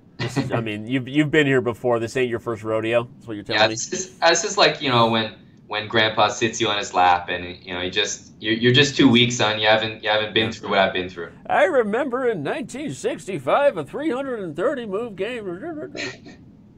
Well, there you go. It's finally been drawn. I would not accept an invitation to sit on your lap, but I will call you Grandpa if you're into that. Okay. So we'll have to go with Grandpa. The lap invitation is definitely not directed towards you, Danny, but there are some open invitations. All right, sounds good. We have FIDE Master Feigleg. Feigleg is taking on Hikaru, which means the third player who was 5-0, he dropped. Good for him. Women's FIDE Master Cecile Hausernot is currently taking on Grandmaster Alex Shimanov. We'll keep an eye on that one. Of course, Sebastian Dominguez Perez working his way back into the fold. Now he's got to take on the legend, the 10-second Tang. Let's call him 10-second Tang. 10-second Tang. That's that flows off the tongue pretty nice. That's pretty sexy, right? 10-second Tang. So, 10-second Tang is there. But let's get some other top games open here. Let's keep following Robert's chess. I mean, he's played well enough, and we know he's got a lot of fans in the chat. I expect him to win this game because the French is the worst opening ever. Oops, I just said that out loud. All right, but I think the big one is, okay, well, we see a 6 of 6. Once you get to that 6 of 6, 7 of 7 range, Amon, it gets harder and harder to lose the event, right?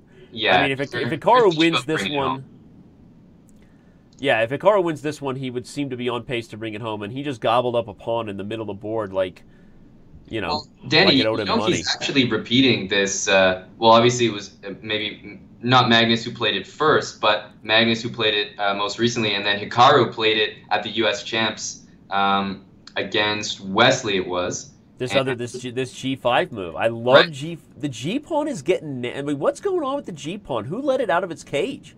Yeah, it's been coming in every single opening. I really like the new style that's popularized now. This G pawn. You know, when can you play move G5? If you look at when it's being played, it's like almost a symmetrical position. All of a sudden, just G5 is totally justified.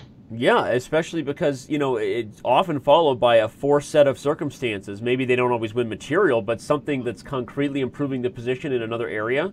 And, you know, humans are willing to play more and more like computers because if you have the preparation and you show, well, a computer thinks you can gobble the pawn here and then defend the king, I can try to do that. In practical games and in blitz, it's hard to defend positions where your king has become open. I mean, it's just a matter of time before the chance for tactics exists for your opponent usually, right? Yeah. But Hikaru's not afraid of that, and he went for it. So if Feigleg, why am I talking? What's wrong with Feigleg? I'm speaking more like a. What am I talking like? Feigleg? I would say that you kind of sound like a Swedish person or something. Someone from the Shire, maybe. Yeah. Maybe a hobbit. Yeah, maybe like a Swedish hobbit. Yeah, Swedish Hobbit. That's funny. That was my nickname in high school. It's so random that you just said that. The Swedish Hobbit. It's so funny, Amon. All right. No, but seriously, Hikaru is bringing the noise. This game is going to be over before it gets too much further. I think the dark square bishop is a monster here. Yeah. And although that was weird. Yeah, that was a little weird. But I mean, the thing is, he's got this knight sort of trapped on E2, but I was just thinking that he's going to go for this combination where he gets D4 at the end, and the knight finds its way out to D3. Yeah, if you take on C4, you also free the knight via A4. Okay. So yeah, he's got a pleasant choice, but he's going to do this one. He's up. What is it? 1 pawn here. Yeah, he's up a pawn. So this looks like he's probably going to. Once he defends the d-pawn with either c5 or e5, he's going to put it in cruise control. Yep, and take this one home, I agree. So Feigleg plays well, but eventually runs into the buzzsaw, otherwise known as Hikaru Nakamura. But we do have our first result amongst the top players, Oparian Grigori. Who is that? Is that Grigori Oparian? Who is that? That is him. That's him. That's the one and only. Okay, so Grigori Oparian, he was the other 5-0. He took a draw. So currently sits at 5.5 out of 6. I'm going to guess that Hikaru does not join him at that score and jumps to 6 out of 6. But we are looking at an Oparian-Grigori matchup with Nakamura likely in the next round. So yeah, we'll keep our eyes on that. Funny enough, Cecile's game looks more and more drawish. She definitely has the worst side of the draw here, but I would say that this is a pretty high chance to be a draw against Alexander Shimanov. It looks like he was a Caro-Can to start off, and although I always prefer black in these structures, was that just a blunder? What was that? White just dropped the H-pawn. Yeah, but is it really winning for? Wow, it seems so risky to go gobble up that H-pawn, and now No, yeah, no. I mean, the rook goes to h8, and it just, I mean, at the very least, you're pushing the h pawn to h6, and no, this is terrible. That was an awful blunder. You have to play g6 there, maintain the light squares, and your rook was on c7, guarding f7, so there's nothing to worry about. That's just a massive blunder. Rook f6 now is just going to basically take the point. Yeah, no, she's going to go on to win this one. Let's jump back to make sure that Robert Hess gets some love, because we know that he deserves it and he needs it. Bobby needs love. I don't know if you know that. I didn't know about that, but that doesn't surprise me. A love song for Bobby Long was originally a love song for Bobby Hess. It's just a fun fact. But Scarlett Johansson was blowing up at the time, and so they took Bobby out of the movie. That makes sense. Yeah, that makes sense. I think she's a little more like photogenic than Robert, but that's just me. All right, so let's see. So Robert is better, though, jokes aside. And I'm not surprised, because he normally beats the French like it owes him money, and he's going to do the same here. The French is... I'm like one of the... I have 2 life missions. One of them can't be said on camera, but the second one is to get all chess players to stop playing the French, Ramon. Well, Danny, if you and I sort of teamed up our life missions, one of mine is to basically make the Benoni just completely forgotten in chess history. So maybe we can do that together. You know what? If with our powers combined, we could be like Captain Planet, Captain Benoni, French. We'll take them down. And it does look like he's given himself a little bit of trouble. I really like Black's activity that he's created here. I think it was maybe underestimated by Bobby Hess. Yeah, but 52 check. It is a pawn. However, knight takes g3, rook takes b5. They're all on the same side of the board. That's the thing. And you got this weird knight on h4. Your king's cut off on the last rank. It can definitely be pulled off, but I think it's a bit drawish, at least a little more so than earlier. Yeah, I agree. And as soon as the G pawn falls, it just seems harder and harder to expect. We need to give some love to our guessers. We've had a lot of people playing Guess the Move in the top games. If you're not aware of that, if you just follow the games in the Chess.com server, you can make moves on the board and try to play like one of your favorite grandmasters, or play not like them and just try to guess like that. You get it. The thing I love the most about Guess the Move is that it doesn't really give any real advantage to engine users who are trying to analyze with an engine and love to tell their friends, like, what? Hikaru missed that move. Stockfish found it in 2 seconds, bro. Right? It doesn't give them any advantage, because you don't win by often guessing the engine move, because the top players are not, they're very good. They play engine moves, but not all of them, right? And not at a rate that is really that consistent. So it's interesting, and I like the Guess the Move. It's a fun game to play. Sometimes I log in a secret account and play Guess the Move for hours. Well, that's a lie. I don't do that. Sorry, go ahead. We don't believe you. There is some truth to that. We all know. Yeah, well... The thing is, when you're guessing the moves, to be able to guess the moves much like the person, it means that there's certain games that you're going to be better at than others. Like, if I'm guessing Hikaru's moves, I'm probably going to be failing every time. But if I'm guessing the nice positional grind of Georg Meyer, I'm probably going to get a few more points on the board. Yeah.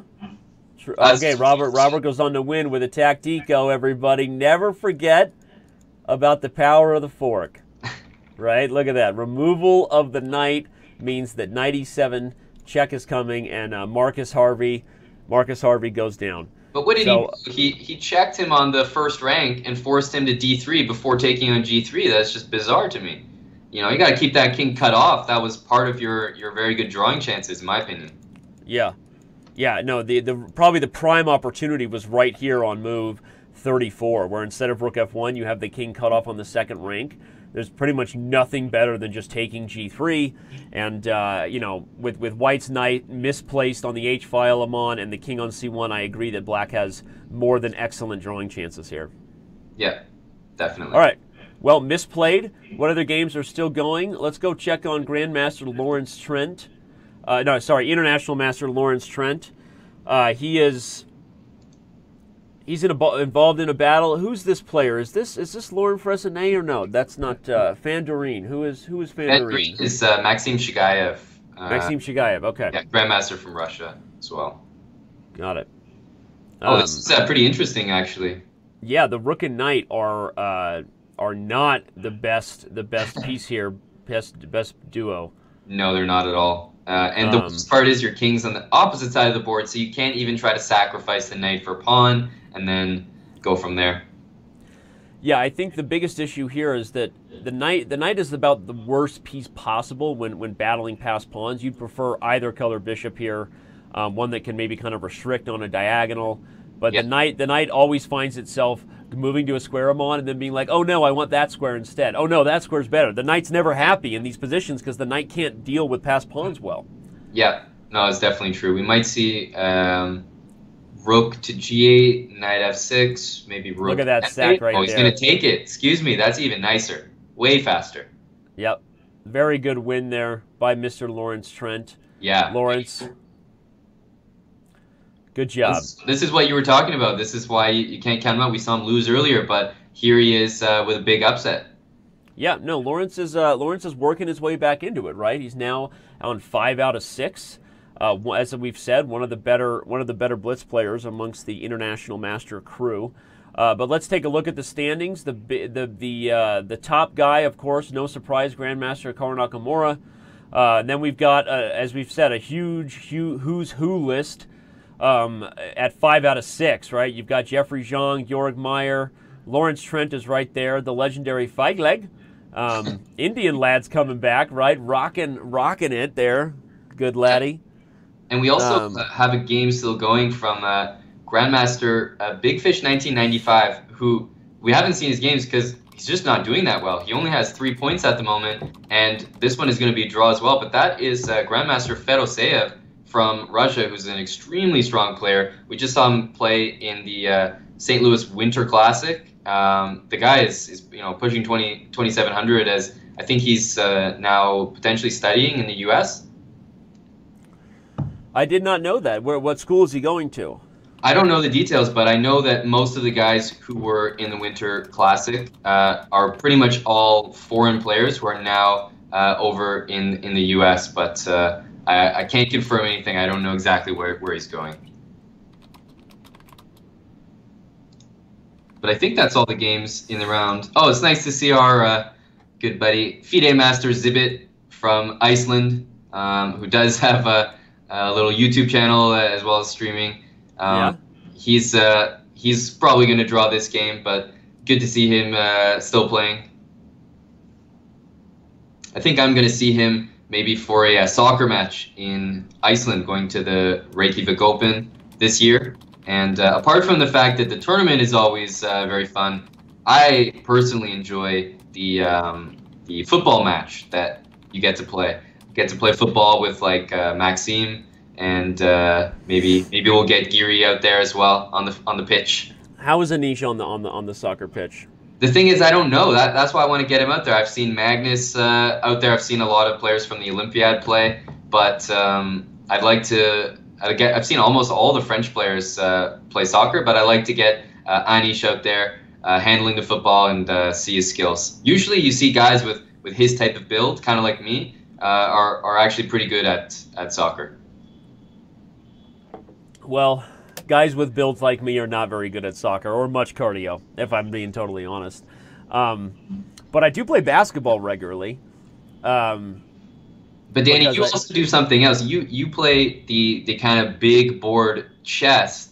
That's right. Also requires a little bit of fitness as well to hit the clock. Some people say I'm the best in the world. Some people say I'm amongst the best in the world at World Bowl at Giant Chess. I mean, we still haven't published the shellacking I gave your buddy Eric Hansen, the chess bras. So we're gonna stay in firm denial of that until the video comes out. Yeah. You know, the only reason I haven't added yet is because I'm adding so much special effects to that video. I just haven't had the time to get it. But eventually you will see. And I think Eric will be looking for a rematch maybe this year at the Sinkfield Cup. Of course, I'll likely take on MVL for like the 4th year in a row now. But Maxime's cardio has gone downhill. I don't know if MVL can compete with me anymore on the giant chessboard. Yeah, it You definitely know, it's a very specific type of cardio that you prepare yeah, for, I think. yeah, and there's also a little bit of ballet moving, right? I mean, like I think you'd be good at it because I've seen you in the club. You know, I know you got the dance moves. You could probably move your feet, right? Right. Get around the giant pieces. Yeah, All because right. you do have to do some dodging in that sport. You know, you take a piece, you really have to watch out for everything in your way. Yeah, no, and that's the most fun part of it. In fact, I'll never forget me and Alejandro Ramirez came toe to toe when I knocked over some pieces, and he was like, "That was against the rules. You said so yourself." And I said, "You're right, but whatever." And anyway, it got weird. All right, so who's still playing here? It's just the last Grandmaster. game. It's Zibit, and it actually looks like it's probably gonna what should be a draw, but someone might lose it if they're not careful here. Yeah, Let's see if these guys are smart about it and keep the distant opposition, or if someone decides to lose the game and take a step forward. Looks like these guys have wisened up, and I think this one will be a draw. There we go. So that is the last game of round 6. all right. As we get into round 7, and Hikaru is on top of the table. Yes, he is, and he's taken on the pairing that we thought would happen, Oparian Grigori. Um, Well, it's good to see Jeffrey's still very much on top of the table, and he's playing the winner of last week's Title Tuesday, Sergei Grigorians. And of course, as you just said, we have Hikaru there on board 1, and Gorgmeyer, Bobby Hess, and the Infernal Examination, who kind of fell out of favor for a little bit there, is back in action. He's climbed back into the tournament, it looks like. well, we'll see if players and later on in the tournament can pass his exam test. hashtag ridiculous pun. Okay, so yeah, no, he's worked his way back into the mix. Of course, the big one is Hikaru and Oparian Grigori this round, but let's mention right here in front of us, he's taken on FIDE Master Jano, not related to Django, but Jano is the pairing this round.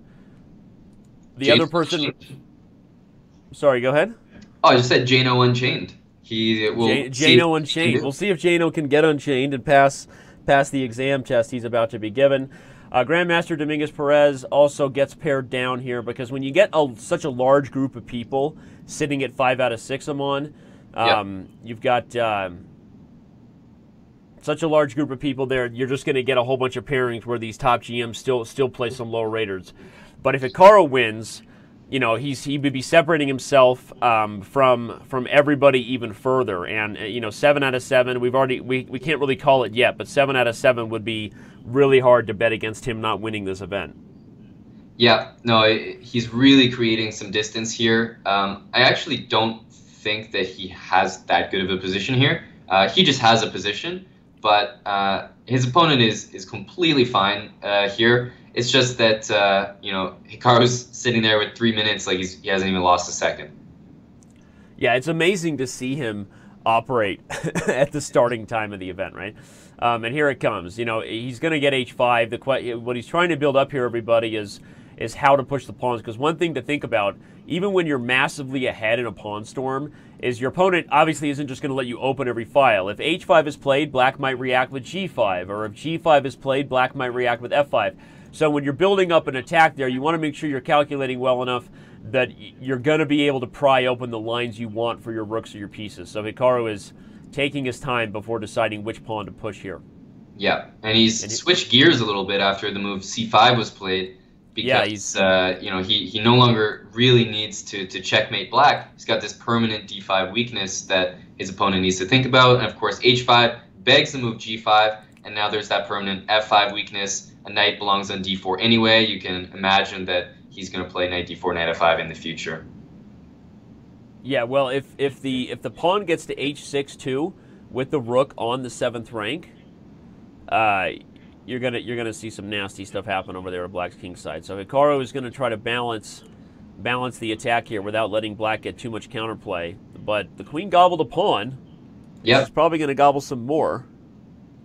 Yeah, I wonder if we're going to see either queen c5 or queen d3 hits h7. Then we probably have to see rook to e7 from black. But, you know, he's a dirty pawn grabber, but he's running away with the goods so far, and Naka has to prove something here.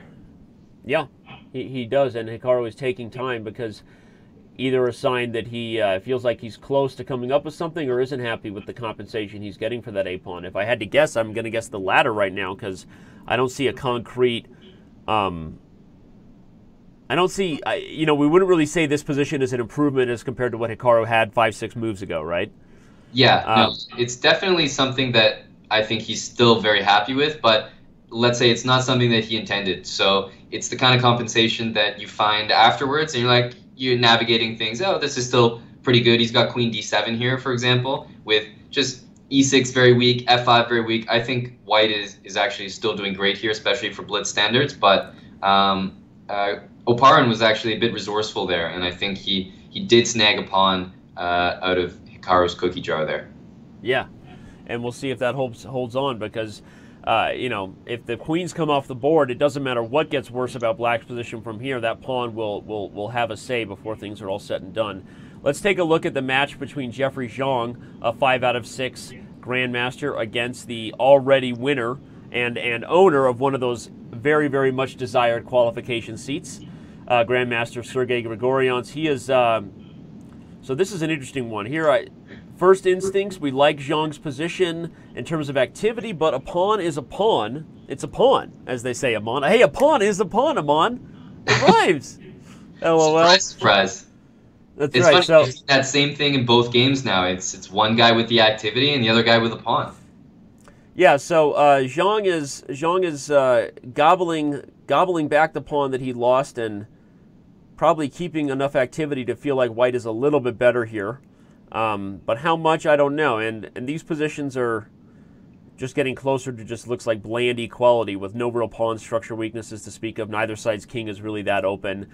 I mean, you have the bishop versus the knight as the only real speakable imbalance in the position. Probably this looks pretty equal, right? I don't like the rook on a6. That's the only thing, is that although the knight on c8 is also out of play, it's basically both pieces are out of play and white's piece is more valuable. Whereas black has things like h4 coming, rook d2, knight d4. Somehow it feels a little bit loose that with white's rook probably, you know, going to a8 in the future, it's a little bit out of play, and he's even brought it back to a2. So I'm a little bit concerned just about that piece, but otherwise, yeah, totally equal, and you know, it's probably going to go to an endgame where I'll only say that I much prefer to have knights. I don't care what is the better piece. This is blitz. The knights are always better. Well, and you're probably right even on a practical level, because in a real game, and I like that move h4, we just saw Wesley So, you know, use the queen and knight dynamic duo to outplay Alex Ondershook against the queen and bishop. If you missed the U.S. Chess Championships tiebreaker from yesterday, you missed out. But I think that unless there are targets on both, see here the position is kind of open, everybody, and so the bishop, you know, superficially you look at it and say, oh, that's a lot of activity, but it's more of an empty piece, right? The bishop has no purpose if there are no pawns on the light squares to target. And so what you're going to see is white remaneuvering, or sorry, black remaneuvering this knight to come and hop in on this e5 or this f4 square. Yeah. And the queen and knight are just, they're like Batman and Robin, bro. It's the dynamic duo reborn. You mentioned that the rook and knight are some of the worst duos, but the queen and knight, however, bit of an upgrade.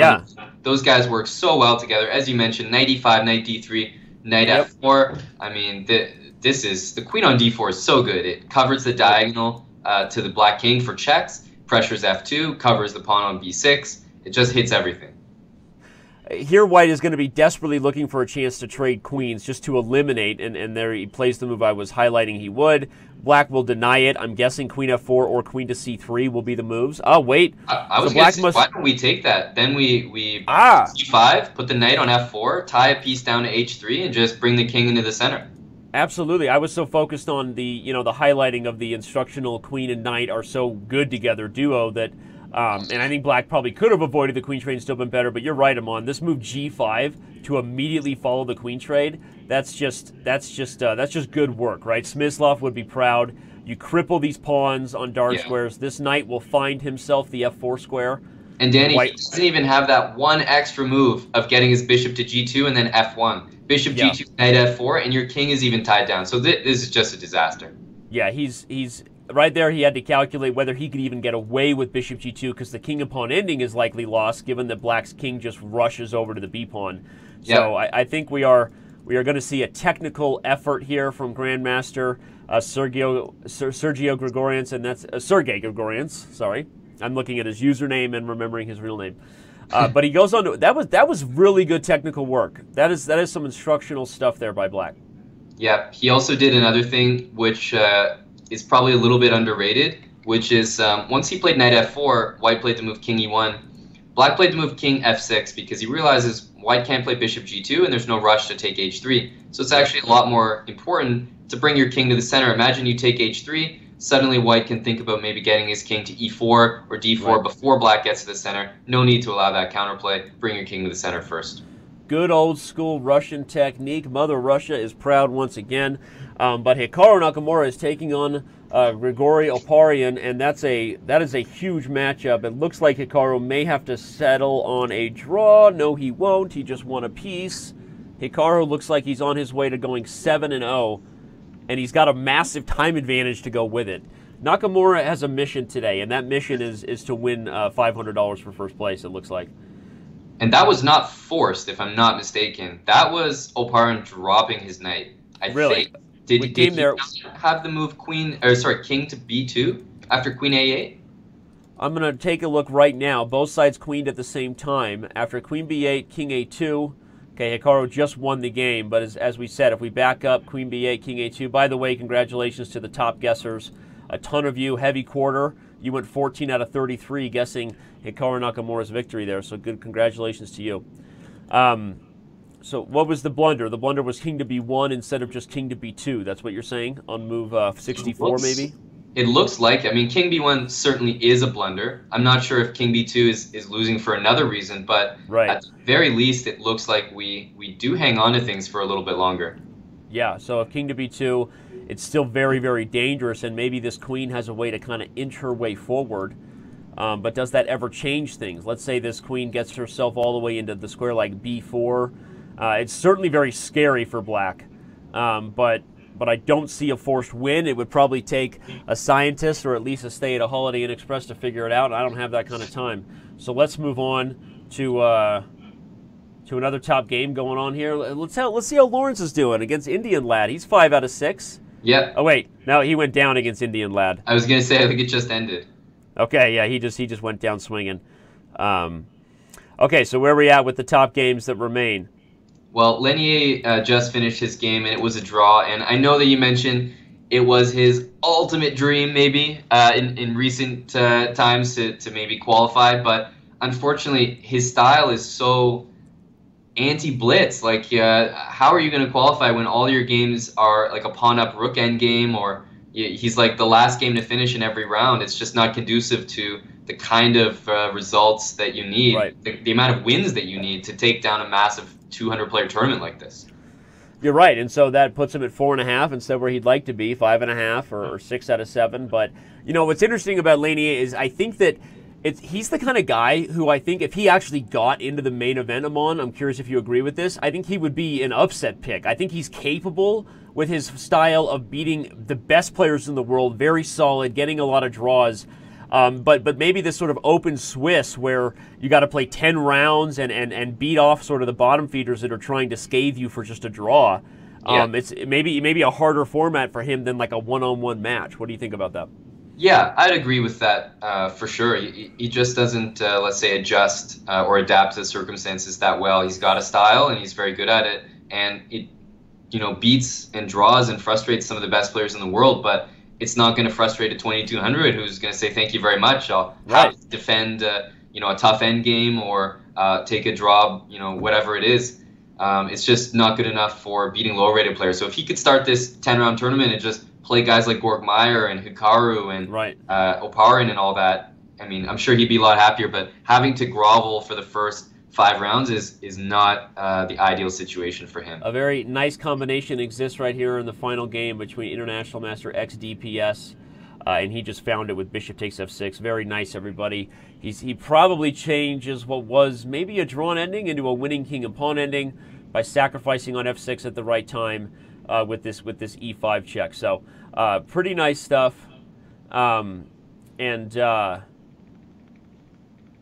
Yep, that was probably, as you said, I think it was a drawn endgame, but that is a nice tactic, and he totally flipped the tables on him. Yeah, absolutely. Interesting stuff right there. Look at our friend Faglag from Norway is 6 out of 7. I mean, that's incredible, really. He's playing Indian Lad right now. Naka is playing Georg Meyer. Yeah, Naka playing Georg Meyer. This is a big one. This is a big one right here. I mean, Naka getting black against Georg Meyer is a tough pairing, but if anybody can do it, he can if he wants to go 8-0. But probably he's within the realm where a draw is not a safe result to win it clear, but a safe result to probably get him closer to at least getting a tied for first. So. Yeah, definitely. Well, the other games going on.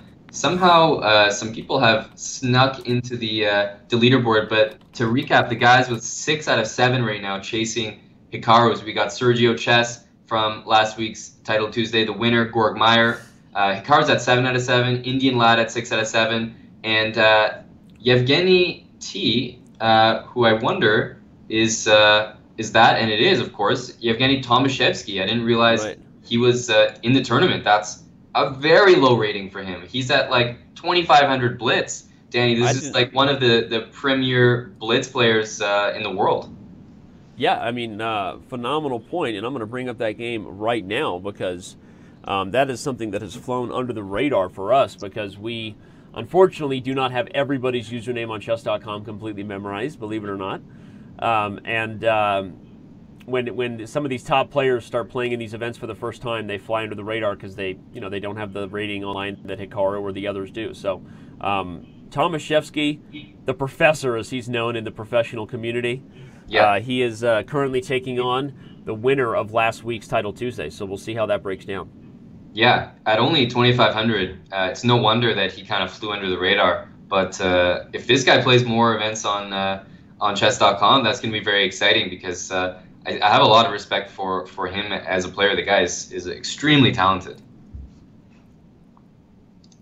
Yeah, seriously. All right, well, he's worse right now. I mean, Black is in a tough spot in these types of positions, but... Danny, I don't know. I'm not that... You like this one? I'm not that upset. I'll say that. I like the knight on c5. He's got the other knight coming to d7. The knight on g3 is typically, just performing a defensive duty on e4, shut down by the g6 pawn, and you got this bishop a6, rook b8. I'm not going to shut it down just yet. I think Black's okay here. Okay. All right. Well, good. That's interesting, and I think that my follow-up was going to be even if Black was worse, there's not really any long-term issues with Black's position. It's more just a space and a coordination thing, and so and maybe Black's not even worse, but even with that, the point is that Black is really just kind of trying to get all the pieces on the right squares and look to kind of liberate a little bit. Black doesn't want to take on d5 totally, so I think Amon's plan of bishop a6 makes sense. But White's also going to kind of play chicken there and just stare down the pawn tension going on between the d5 and the c6 pawns and see what breaks.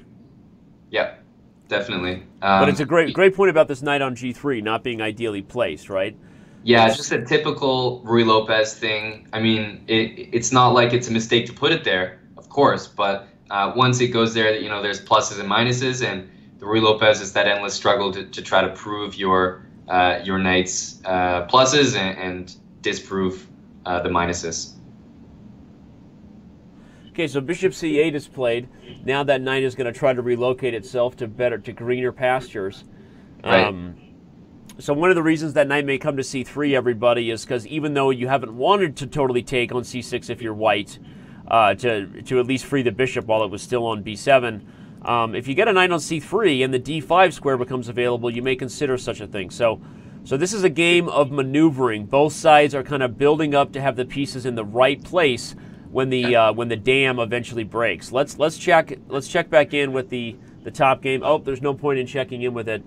a draw is quickly agreed. And Hikaru is inching his way toward what he thinks is going to be a first-place victory, and so a draw, not really a bad result there. Yeah, he's black against Gorgmeyer, who's a very tough guy to beat, and he's already got a full point lead on the entire event, so I think that's just smart tournament play. Got it. Well, the other game we're going to take a quick look at, let's see, we've got Dmitry Andreikin going up against Jeffrey Zhang. That's interesting stuff, right? Where's the one and only Bobby Hess? How's he holding up? Yeah, actually, the game with Jeffrey Zhang is completely wild. I don't know if you've looked at that one, but that is a bizarre position. Yeah, I'm there now, and it first look, it looks like Zhang is in huge trouble. But if he's surviving, is he just up material here? He's up. Well, we've seen him survive. Wasn't it that really big attack by Naroditsky, and he survived it to even be a pawn up in an endgame. So we've seen his defensive skills already in this event. Yeah, and now he's up the exchange, but the dark squares are. In fact, I think that's it. I think Queen F6 is that looks ugly, right? That's Ouchtown. Yeah, this might be it. Probably the rook comes to F1 now, and I Knight think C4? Is that an idea? I think both Knight C4 and Rook F1 look to do the trick, because the point, everybody, is a move like Rook F1 threatens Queen F8 mate, and this knight on C5 is stuck. Moving this knight anywhere to help would allow a move like Queen takes C6 check. So you got it. Rook F1. Yeah, okay, so there it was played, and honestly, I expect Jeffrey to probably just resign right here on the spot. That attack got weird real quick. There's no way to move the knight on C5 to unleash the queen, protecting F8, because the bishop just hangs on E6, and the rook has no way to do it as well. I mean, you can throw in a move like rook F7 or bishop F7, but no, he's going to throw in the towel instead. Yep, any move would have ran into new ways to get at this king on E8. So a huge win by Dmitry Andreikin, who may have just earned himself a ticket against Hikaru Nakamura in the next round with that win, right? Because that was it. By the way, is Bobby Hess at 4 seconds in his game? I'm trying to find that game right now. He's playing Master Fandarine, Maxim Shigaev, I think. And I think he's got 1 second on the clock. He's down to seconds. There's so many games going, hard to get to it. Let me try to go find it. He did lose time. He just lost on time. Yeah, I mean, we know that he's had trouble with the time pressure this entire event, and it looks like this game it finally did come and bite him, because he did go down on time, and of course also on position there near the end. Yep, sorry everybody, I wasn't able to quite catch up with that, but Bobby Hess going down to Grandmaster Shigeev. But I'm back to covering the Professor's game against our first qualified winner. What do we have here? Looks like a very, very probable draw. Queen B8 is provocative, but Queen A5, Queen B1 check, and you also take E4. So he's trying to force an exchange of queens. So Queen B8 is actually just a very resourceful move, where you might do a lot of suffering if you don't play like that. Yeah, well, he offered a draw. I don't even know if Tomaszewski saw it, but he did on a second time around, and so he accepted it. This game is drawn, and not many games remaining in this round. Let's check out International Master Kasparov, spelled with a C, right? Yes. Always good to note that. Not Gary himself, but this is an interesting one. Against the exam, well, definitely a big advantage here for black, as white is permanently playing defense to that pawn on G5, down a pawn as well. Tactics seem to be favoring him. This looks like it's probably been a bit clinical so far by the Grandmaster. Yeah, a move like Rook C4 and Knight D4 as well in the position.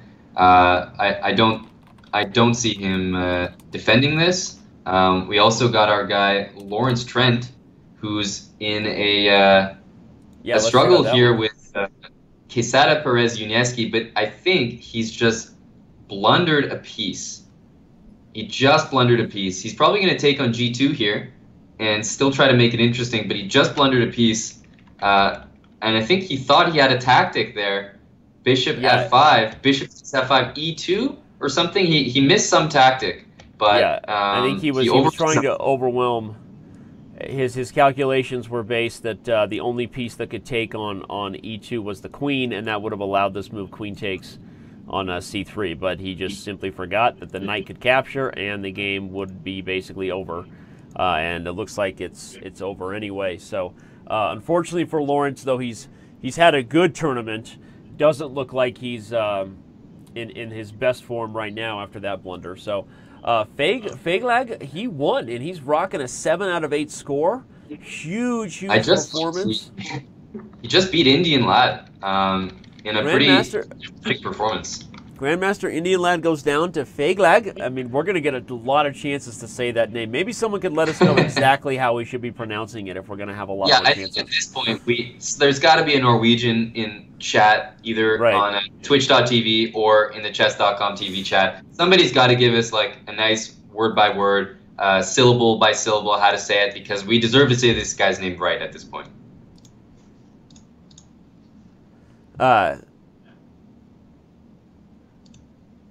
Yeah, so we've got Feglag, who will likely get faced off against Hikaru in the next round, which will be surprising for Nakamura. I'm not sure he's been 7.5 out of 8 many times and gotten a FIDE master heading into the 9th round.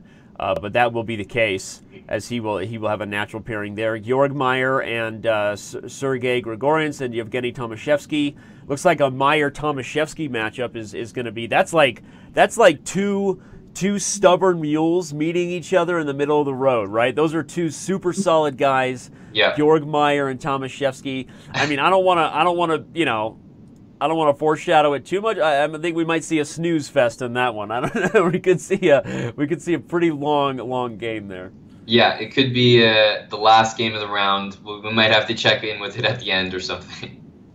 Yeah, so we are still waiting now. One of the games that is in progress is the game with Infernal Exam versus Kasparov that we had just checked on before and left. Okay, but now it looks like we are headed toward a drawn rook ending.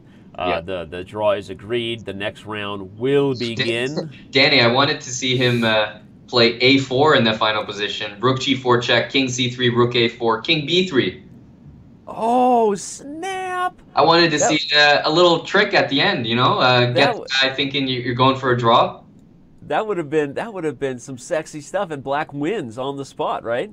Yeah, there's no way to get out of that checkmate or rook draw. Note, everybody, that just about any other move in the board draws besides rook takes a4. Moves like rook g3 check, even just king a1. There's a lot of ways for white to draw this and only a couple to lose it. King to c1, self-mating, or rook takes a4. But it doesn't mean that wasn't an instructive highlight, Amon. That's really good. I think a lot of people just forget about those types of tricks that occur in rook endings. So that would have been a fun way to end it. I agree. All right, so who are we waiting for? There's a couple games still going. We do have a rook and bishop against rook in FIDE Master Wittek against Kenkum from Latvia. Okay. So that looks like it might be the last game of the round as these guys, black tries to win this endgame. As I said, I really haven't seen a Title Tuesday without this endgame. Yeah, right? I mean, it happens every time. And what would you say the results are offhand? Like, most of the time, is it won by the rook and bishop despite it being a theoretical draw, but of course very difficult to hold? Or do they draw more than you would think? I would say that, like, in terms of 50-50s, it's definitely more draws. But that's not surprising at all, considering the actual evaluation is drawn. But I will say that the people win them more often than I expect. Yeah. Definitely. Well, I guess I expect the bishop to win most of the time, even though theoretically it's not supposed to. It's the opposite of rook and knight versus rook. It's so hard to hold. And okay, once you kind of get familiar with some of the patterns to hold, one of the common ones is the rook can sacrifice itself in a number of positions for stalemate, and that sort of prevents you from getting some of the harder positions. But as you're seeing here, black is making progress. I mean, if rook a4 check, everybody, black's going to play the move bishop to e5. The king is going to be pushed here to the 8th rank. Mark our words, right? Yeah, And then that choice, I guess, instead of the move rook to h5, there's that big choice that you can either play the move rook f7 and go for that sort of second rank defense where right. you get checked, you go back, you offer a rook trade that can't be taken, or you do something like this. But I mean, he's really asking to lose here. You got to defend now from behind, and he's won on time because he's so worried about the king coming in. Yeah, I mean, everybody, again, like Aman just highlighted that this rook f7, if I had to give advice, I would say that normally, you know, this little picture here, where as awkward as that seems to allow this check, and you're keen to go to the 8th rank, and as scary as this looks, you know, black lacks a knockout blow almost always in these positions. I mean, if they check, you just repeat. So probably it's easier to hold once you just get familiar with like a simple pattern. Whereas when you give that check, it actually, you know, you're getting yourself closer and closer to one of the theoretically winning positions for the rook and bishop. Right. Okay, well, Hikaru's now taking on Sergei Grigorians, and Hikaru was not there to stop Grigorians' run last time. But Mr. Sergei is on pace again. I mean, this guy is I'll be honest with you, I don't know of every GM in the world. I didn't really heard of this guy until he won last week. I didn't really know him that well. Right. I think you know, you see names in databases, but as somebody who doesn't really study chess for a living anymore, #guilty, I don't know every GM anymore, you know. So like I wasn't aware of this guy, but he's obviously a very, very strong rapid player. Yeah, it's pretty impressive. I wonder if Naka is going to be ultra motivated here, because I imagine he can realistically draw out and win the event. Right. So it depends what he's willing to go for. But this could be even a little bit of a preview, right? Because we could, depending on seeding, see these guys play in the Speed Chess Championship. And not very long, I mean, less than a month from now. Hikaru Nakamura plays on May 3rd, everybody, to remind you of the first main event for the Speed Chess Championship. So you could be seeing, this could be a preview of that matchup. Yep. Yep. The other game, the person who I thought he was going to play was FIDE Master Fegleg. He did not get it. The professor takes on, so that looks like that group that was sitting there at 5.5, or sorry, 6.5. You know, there was a fold there, so he goes down here, takes on International Master Kekim. I'm just gonna say Kekim. You know, if you can't love them, Kekim. Right, Kekim while they're down. Kekim while they're down. How many puns can we make here? Right. He's playing a really, really boring, dry line, and it's not really Gorgmeyer's, I guess. It was his decision, but the thing is, after bishop d6, which is what he played in the opening against this Rubinstein Nimzo, white has the option of playing cd, but the moves, or the positions that arise... I'm looking for this game you're talking about. You're talking about Meyer's game. Yeah. For some reason, I don't have it up. Let me bring it up right now. All right, here we go. This Sorry, bishop continue. E6 is a little bit of an improvement from bishop e7, which is the main line, and the only reason it's not played is because c5 is possible, and there is this option for white to play a very boring, equal line that the engines like because of the space advantage, but every human can understand that black, you know, trades off his bad bishop and is totally fine with the locked closed position. Yeah, now Meyer's getting e5, which is just usually a good sign for black in these positions. The closed structure, as you highlighted them on, minus the bad bishop that normally sits here kind of eating granite. Black at c5. I would suggest maybe even a move like bishop f8 here for Meyer. Swing this rook from c8 back to e8, and get ready to go to work on the e file in the center. He probably wants to play knight f8, knight e6, maybe before bishop e8, just to place that knight on e6, attacking d4, where I think it's going to be optimal. Also attacks the f4 square. And then maybe, like you said, something like bishop f8, g6, bishop g7, and really swing everything over to pressure the d pawn. Makes sense. d4 is the biggest positional weakness on the board currently. Of course, the issue with moving the knight is as soon as it moves, you look for white to try to use plans on the b file, maybe get access to some of these squares. So Meyer's going to be very, very patient here. This relocation of the bishop to c7 I really like. I think the trade of the dark square bishops helps black to just further weaken. Wait a second. He wants something more. He doesn't want to trade the dark square bishop. I think he's being optimistic here, because I don't think trading that bishop for that knight is optimal, but if you can manage a lot of trades, then he might be dreaming of an endgame where that dark square bishop for white just doesn't do anything attacking any of the pawns. Interesting, yeah. So that's a trying to see far into the future. Black anticipating if he can trade this bishop for this knight, one of these knights for the other knight, you get an empty bishop here, kind of like we highlighted before, where this bishop just has no purpose in life because all of Black's pawns are on light squares, and that would make a knight versus bishop much better in that endgame. Okay, I don't think it's going to be possible. Yeah, this looks like it might be drawn, especially if bishop c7 gets played, and I think it might. Neither side just really has anything to play for, although I personally always like to play black because d4 is a much more clear weakness than c6.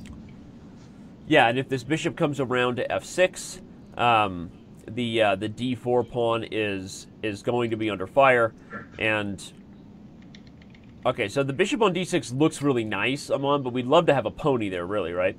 And so Black is going to try to find a way to keep targeting the d4 pawn without letting too many pieces get access into these dark squares. I'm still liking Black's chances here, even without a concrete way to improve pressure on d4 just yet. Feels like Black is kind of playing for 2 results. Maybe 1.5 results, right? Maybe he can't really be playing for 2 results, but he's trying. Black is in the driver's seat. Yeah, I was going to say maybe move like bishop f6 there with the idea of knight takes d4 in the position with the knight loose on e5, but he's just taken it, and I think any trades are good for Black in this position.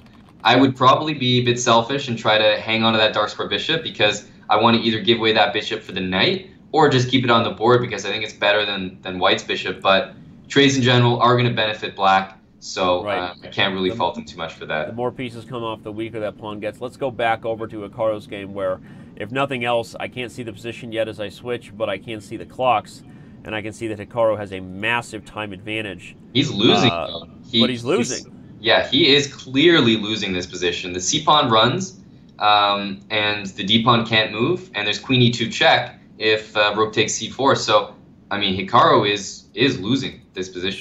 So what happened here as we back up? This is a huge win for Mr. Grigorians because he he may be setting the tone for a matchup with Hikaru. So Hikaru was down a pawn in the middle game, but still in the thick of things. But now, okay, what is he doing? G4 though, right? He doesn't want to play king h6 because if g4 is that it, he's got to play king h6 if he wants to play for a win. Right, and I'm sure he's trying to calculate as fast as he can whether he gets his king mated or whether he can survive. He may be choosing the. He's got to go for it. No, he doesn't. He doesn't go for it. But let's see what would have happened here. Congratulations to Knight Sack 14 for winning the top guesser in that round. Let's see.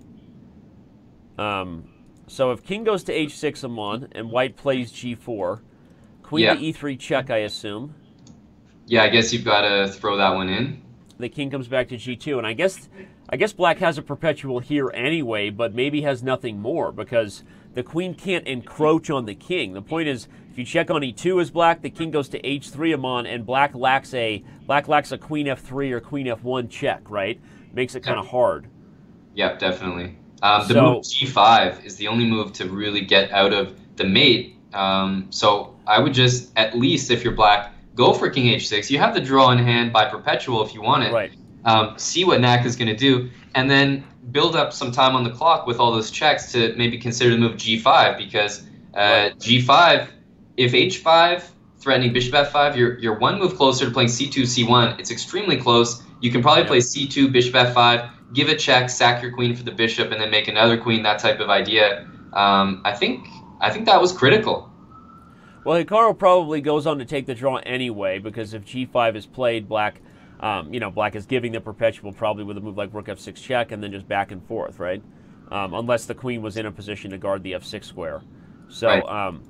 So that's a good point. I mean, obviously, if we go back to the initial position, the queen was in a position to do that. So playing the move g5, yeah, I understand. So maybe this was the road to victory. Grigorians couldn't calculate it under time pressure with only 7 seconds, and they go on to draw.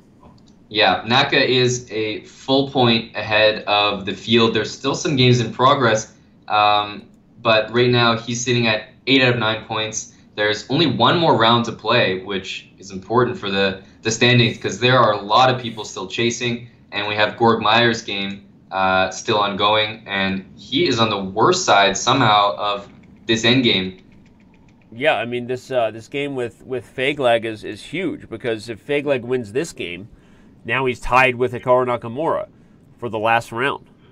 Amazing. Right. Yeah, no, this. Did you see what happened, by the way? No. Did you see move 60? Move 60 in which game? In Georg Meyer's game. I'm looking right now. Move 60. I mean, hello. Wait, Rook C6 was played and Meyer didn't take it? It looks like he pre-moved or something, but I don't know how you pre-move King B7. That's not even a logical pre-move in that position.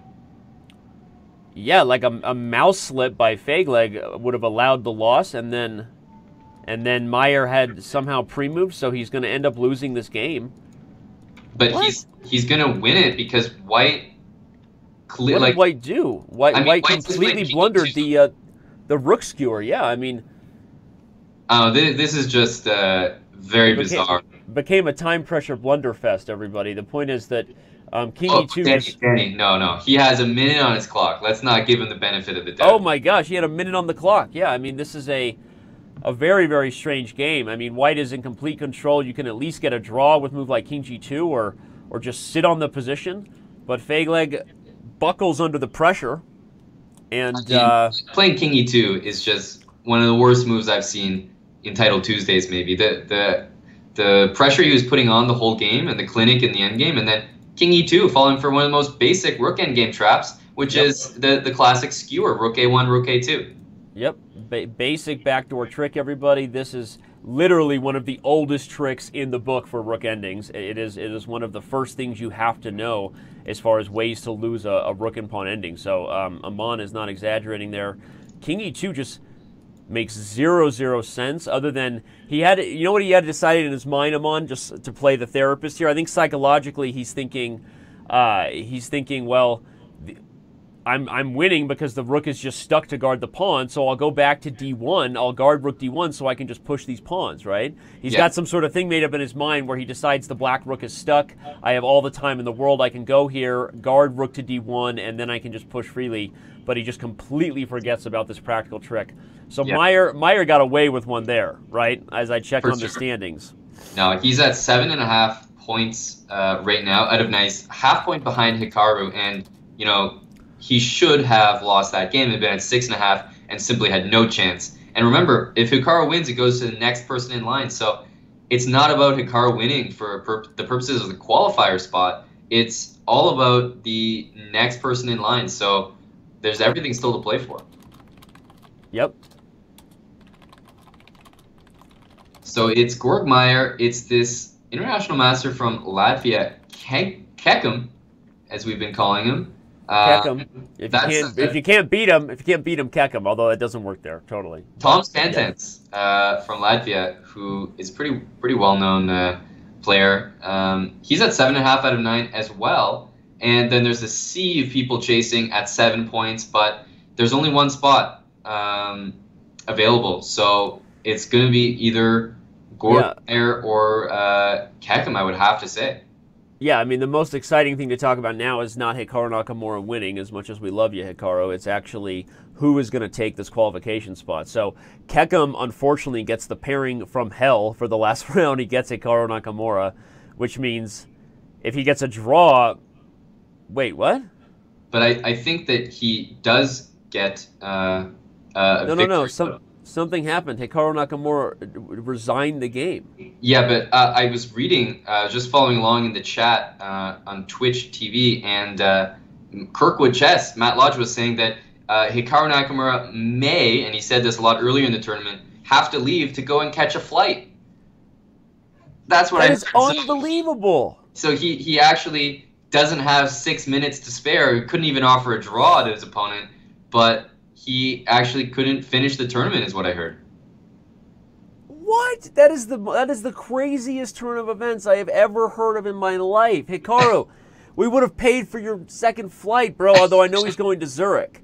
Hikaru just handed the tournament and the qualification spot to Kekum with that resignation. Oh, he didn't hand it to him. Georg Meyer can still win and have an Armageddon playoff. That is out of this world. Georg Meyer is faced with Dmitry Andreikin with what is he, black or white? He's black. Winning against Andreikin with black is probably it's as tall of a task as he's had in the tournament so far. Yeah. That is unbelievable. That is like the kind of drama you can't even write, and I'm not happy about that. I mean, congratulations to International Master Kekam, but what? Yeah, right? I don't even know. I'm pretty sure Kekam would accept a draw as well if he just offered it. And who doesn't have 6 minutes before a flight, Danny? You play all rounds except the last one, and then I mean, I've missed flights before for a lot less. So yeah, I mean, Hikaru I'm not a good person to ask. Yeah, that doesn't make any sense. That doesn't. That is the what? Maybe he was at the airport, Danny. Maybe he was at the airport. Kirkwood Chess is saying he was on his phone for round 9. He was probably like in the air or something, playing on the Wi-Fi on Delta or something. God, that is so funny, and it's not a good ending, but it's like, what? For him to have, I mean, Hikaru's had some bad title Tuesdays, right? Let's be fair. I mean, Hikaru has had some, he's turned out some real stinkers. But for him to play as well as he played, to get in a position where it came down to his game to sort of decide this situation. Yep. And then maybe he lost internet connection? Well, I'm going to have to research this. Maybe he ascended to 40,000 feet. That might have been the problem. You know, that has actually happened to me. I've been mid-game, and it just happens, right? I lose because I get disconnected. But that's insane. That is insane. All right, well, obviously, I think everybody and their cousin is openly rooting for Georg Meyer, just so we see some other finish than what we just saw, where Hikaru Nakamura resigns away the qualification spot. That would be I'm rooting for him as well. He's playing black here. He's got a nice position. And Hikaru has just basically potentially given away the qualifying spot to Toms Kantens from Latvia. And you said you know Tom? Yeah, I don't know him that well, but he's a strong player in his own right. So it's not surprising that he's done this well. But I don't know his pairing so far, and obviously just the timing of getting paired with Naka when he has to go. Usually that's you can't ask for anything better than that, right? Well, wow. Okay, so Georg Meyer is going to do his best to play solid chess against Dmitry Andreikin. Right now, things are really weird. Things are super weird. I mean, this is the weirdest turn of events I've ever had happen on a show like this. He might have been flying United, and he was on his phone. Flying United. And LOL. Classic United reference. Yeah. Probably the worst though in terms of that is American. Americans like just customer service there. I mean, what are we talking bad about airlines now? I've had some bad experiences there. Okay. I think we've all had bad, yeah, certainly bad airline experiences. But it'd be funny if the flight attendant was giving him the speech about putting your phone in airplane mode right when he's got the last round to play. Right, and he's just refusing to do it. What if Hikaru was wrestling away the flight attendants? Let's like make up drama out of this, right? What if he's doing his best to not? Yeah, he's trying to click the draw button as the game starts. He accidentally hits resign and he's carried out by his hands and feet. It's just absolutely nuts. Absolutely nuts. Wow. All right. Well, let's focus on the chess as it's the best thing we can do.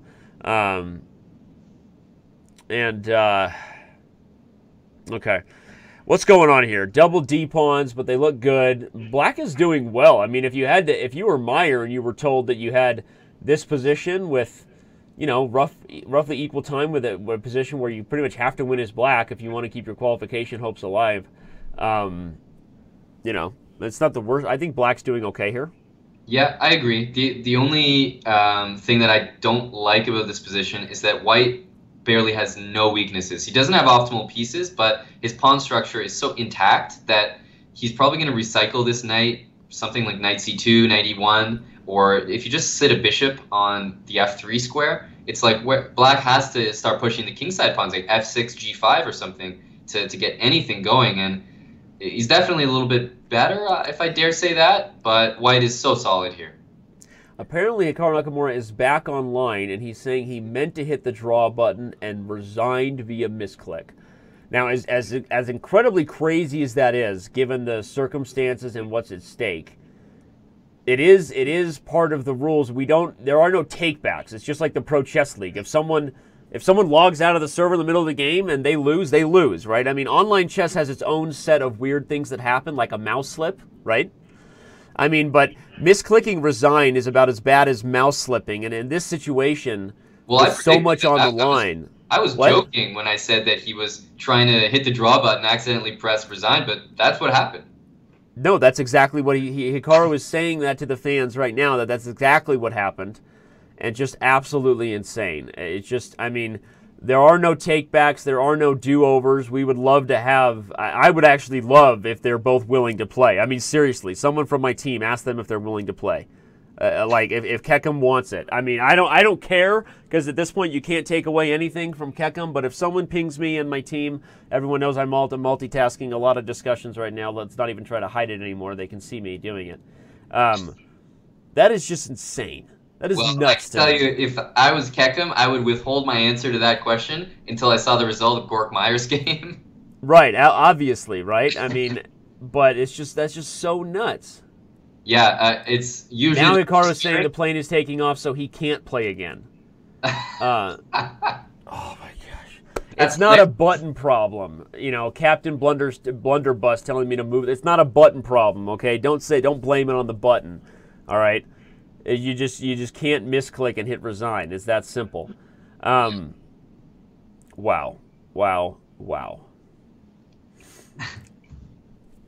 Well, let's at least hope for Gorg Meyer to win, and that way, at least if Tom Kansens does come away with the victory in Armageddon, it's a lot more deserved. Right. So we can still hope for that. It feels a bit, I don't know, it feels bad to root against Andreykin in this way, only for some other justice or something, because I don't usually root against him like this. I agree. I'm not really thrilled about rooting against Dmitry either. I mean, you just want a good game, but in this case, I think just the circumstances have led to having a bad taste in everybody's mouth. But he's got a chance, Danny. He is dead lost here. Yeah, he's dead lost. So a draw would be lucky here, and he's going to go on to lose this game. Andreykin's going to win, and with it. We have one very, very happy international master. The first international master, probably the last, to qualify for the Speed Chess Championship in a way that is just shocking, to say the least. Because if you take back that result, and is obviously extremely likely that he loses that game, he could make a draw if Naka wanted to offer a draw to secure the tournament, but it's very likely Naka wins that game. And then we've got our guy, Sergio Chess, coming in again. He's at third place right now, but Hikaru's already qualified. He's even qualified himself, but he would have potentially taken down a shared first or second place again, which is what happened? Stellar. What happened? What happened? You're getting kidding me. You're getting excited. It's Mate. What did he do? Meyer just won with Mate. He didn't. How is that possible? What? What is going on here? I'm freaking out. Oh my gosh, look at this game. Andreykin blundered with bishop h3 check. Even if the king goes to h2. Queen f1. Queen f1, but then queen takes d5. He would have been still winning. Yeah, that's what I was saying. He didn't have to take that. He took that so confidently. He's got like 20 seconds. What's he doing? What in the world? Oh my gosh. Andreykin and Naka have some sort of agreement that they want to create chaos. If I find out there's conspiracies, I'll ban everybody from the site. There's, I don't know. I'll just say it on record. I mean, no, I don't think so. I think this is just a series of incredibly ironic and awkward events. Hikaru would have... Oh my gosh, that is insanity right now. So let's just replay this. Let's just replay this real quick. I'm on. So bishop h3 check. What is Andreykin thinking? I mean, he has 15 seconds, but that's plenty of time for a grandmaster of that level to calculate the mate. I mean, you don't take a bishop that's offered. That's like a Trojan horse. You just don't touch that out of principle. Like, right. That's just basic. You play king h2 without even thinking. You almost give the respect to the guy, like, all right, that's a typical. Yeah, you play king h2 because I don't even need to calculate if it's mate because you can't stop me from queening anyway, right? I mean, the only justification is he missed queen takes d5, I guess. Maybe he thought queen f1 was winning anyway, but still, that just doesn't make any sense, right? That doesn't, I mean, there's no way that that's true either. And there's enough time on the clock. We can all say that 20 seconds is, you know, hours and hours when you're faced with an obvious decision like this. What is about to happen is the most surprising thing that has happened in any of these events ever, which is, of course, going to be this this matchup between... Okay, Kekum and Georg Meyer are about to play an Armageddon matchup. The player who has the better tiebreaks or is higher rated, depending if tiebreaks are tied, gets to choose color. So Meyer is going to be allowed to choose between white or black. Black gets 5 minutes with draw odds. White gets 7 minutes. That is the Armageddon rules that we established. I mean, there's so many different formats to do it in. I mean, these days even 5-4 is acceptable. Either way, that's the one we came up with. So what we're going to see here, everybody, don't go anywhere, is a battle for the final qualification spot between International Master Kekum and Grandmaster Georg Meyer in Armageddon fashion. Somebody needs to reach out to Georg and let me know on the show. What color does Georg want to have? Are you as speechless as I am right now, Amon? Yeah, I'm really wondering what's going to happen. I'm excited in one way because I really want to see an Armageddon playoff. Like, that's a lot of fun. But the way that it happened is bizarre. Completely bizarre. And there's no increment. So this is just a single game fight to the death for such an important qualifying spot.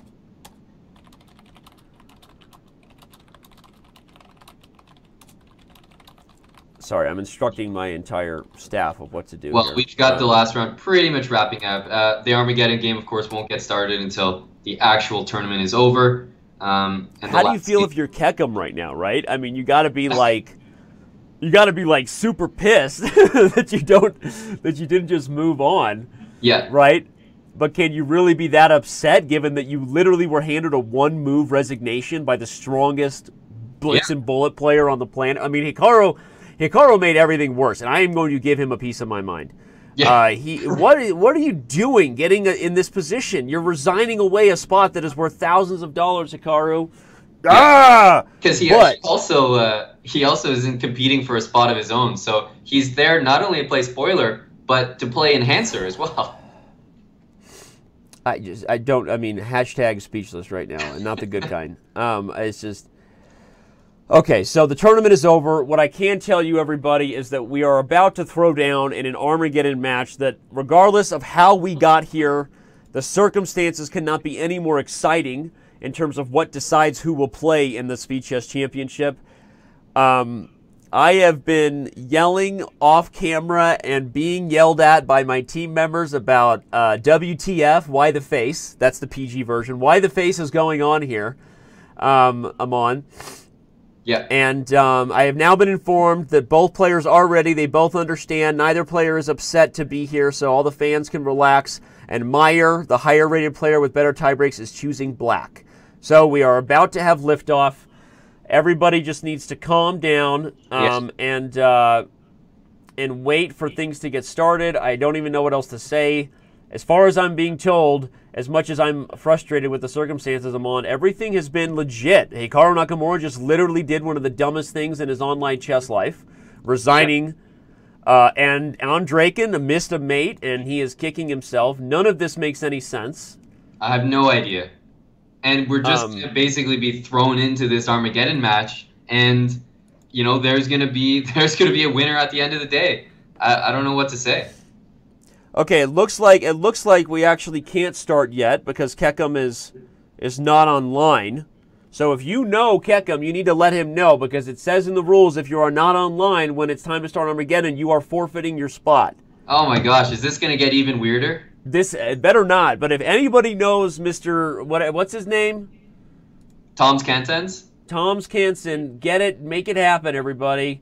Kick him Kick him. Kick him. So the guy gets a resignation. He maybe thinks he's got a guaranteed spot when he looks at Gorgmeyer's game. He signs off. He's like, honey, let's go out and celebrate. And then he loses his spot by forfeit.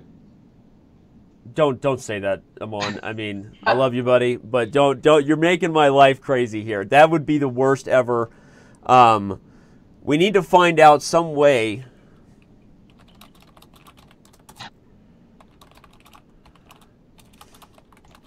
Meyer doesn't want to win like that either. I know, Georg. I mean, this is nuts.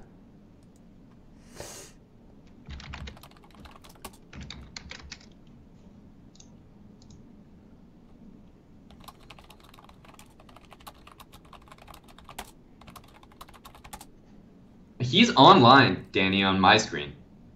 Yeah, let's start the game. I see him online. What?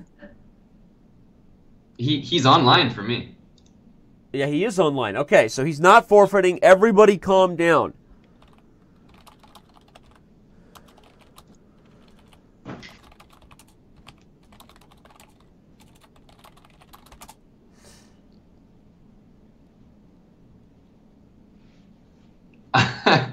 So he's online. This is going to happen. This match is going to happen. I mean, I think so. I mean, right now I'm not gonna say anything else. It started. It started. The game has started. Yeah, Gorgmeyer and Kekim. The game is currently on my screen.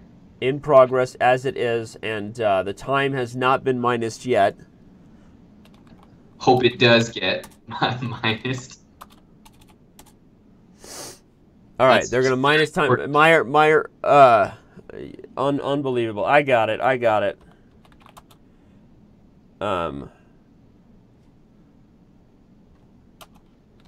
There we go. Okay, the time has been minused. Okay, there we go. Unbelievable. They are fully live. They are playing, and it's Gorgmeyer with black. And, of course, everybody who doesn't know what Armageddon is, if black draws, then black is considered the winner. Julian Lando wants to start a side bet. $500 somebody accidentally resigns or loses by mouse slip in this game. Given what has happened so far, this is just the craziest set of circumstances I have ever seen. I'm in the end, because the ending of the regular part was so, freakish and not worthy. Not to take anything away from Kekim, who's already had a phenomenal tournament just to be here, but he obviously, is in this position because of a resignation on move one by Hikaru. Right. Given all those things, Amon, we can't really be any happier than to at least have an Armageddon game, right? Yeah, I mean, if everything is going to be weird, you may as well just keep turning it up a notch. It's good to see an Armageddon game. I have to say, Gorgmeyer, I like his position. It's an isolated pawn. Those are always great. But also, from White's perspective, isolated pawn means good attacking chances. So he can't be too unhappy with this. It's the most imbalanced position you're going to get. The other thing is, I really like black in the Armageddon format because you've been playing 3+2 blitz. So who needs 7 minutes? That almost feels superfluous. I think most people prefer black anyway because of the draw odds, but the fact is I think 7 minutes is almost like unnecessary. Look how fast Gorgmeyer is playing. He's only used like 30 seconds so far. Yeah, I think the argument would be that if White gets an initiative and gets a better position, the extra time would certainly help because it's a lot harder to play down on the clock if you're losing, right? Yeah. So certainly I believe there are circumstances where, if you're White and you're an attacking player, and White does win a lot of these Armageddon games too. But I agree. I think statistically, almost everybody always chooses black in these circumstances, right? It just seems like the safer bet, and unless White's going to get some sort of interesting attack going, the IQP type of position leads to a lot of trades really fast, and there goes one of them, right? Yeah, I don't don't like to see that if you're a fan of White here. Although that's the good bishop to trade off, technically speaking, because you have access to e5 and c5 here. I just find it so easy to play black in these positions when your only job is just trade pieces. Trade pieces, I agree. So Meyer is going to be calculating what his best approach is to do that right now. Does he want to guard the c5 square and deny that knight? Maybe try to coordinate some sort of pressure on the d file. The move that you should be calculating concretely is just bishop f5. Okay, he doesn't go for it. There were some weird discovered checks with knight f6 check that I didn't have the time to calculate. But right. Again, the biggest issue here is probably I would prefer black here straight up in this position. Not on the clock maybe, but in the position. I think black is doing what black needs to do in a technical way against the IQP. Trading off minors, black is gonna focus on liquidating the position further. If he can get a bunch of rooks off the board, it's very hard to see white getting serious winning chances in this game, Amon. Yeah, although white is not necessarily doing anything too wrong, I mean, he has to remember he's playing an Armageddon game. He has to create serious winning chances, and there's not enough imbalance here. Black can play with like bishop takes h3. I mean, is he playing for just the win now? Well, why not, right? If you see it. I was going to say, you can play bishop c8 and just try to trade things off, but if you're allowing tactics in the position, I mean, this could just be over. I might have aged 5 years during this show, Amon. Like, looking at, like, my staff's commentary, you and I watching what went down with the Nakamura resigning. I know people say they love a car wreck and they love drama, but this might have crossed the line, right? In terms of reasonable drama in a show that I could take, like, this has just been crazy. Yeah, the thing is, you're only taking this on the chin right now because we're live, Danny. So you guys can do this on the fly. That's right. And right now, black is in the driver's seat on his way to qualifying. For those of you just joining, this is an Armageddon game. Not only is Georg Meyer favored and better, but he is also playing with draw odds, which is... that's a nice perk, right? Some people get a fruit basket, some people get draw odds, right? It's a nice perk. If you're the favored player from the start and you have the better position and you have the draw odds, there's almost no recipe to mess this up. And I know it's nothing really against white here, but the way that he qualified for this, I guess all is kind of right in the world if Georg Meyer wins this game. Well, it's hard. Kekum obviously deserved a chance, and certainly I don't think, he would agree. I'm sure he would have wanted a game against Hikaru, right? At least have a chance to play. And maybe Hikaru loses because he's in a rush to get on the plane instead of resigning accidentally, right? Who knows? I mean, there would have... Obviously, you wanted things to be a little different than what went down, and everybody, of course, who's watching or reading this later is like, WTF again, why the face did I miss this? Why the face did I miss this event? Well, maybe next time you should tune in to Title Tuesday. Yeah, if it's going to be like this, I think you should really mark your calendar. I can't wait for what might happen next time. Loner Druid, I might get you a fruit basket, buddy. You've been such a positive influence in the chat with all your controversial statements and your aggressive behavior. I love you, mister. Anyway, jokes aside, maybe we should get Kekum a fruit basket. Just checking into the chat now. He's looking for more than that because don't forget, Danny, there's no increment. So that's true. That's true. Remember that. 2.5 minutes. You can't treat this the same way as the tournament. You've been playing 10 games with increment. Remember, we've already seen something crazy. Meyer shouldn't even be in this game because he only won due to an insane blunder by Dmitry Onjakin, right? And now Kekum has not only gotten back in the fight, he's won the d5 pawn, but there is no increment here, guys.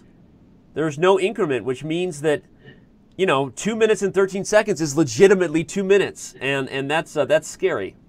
Yep. No, the time ticks down, and you never get it back.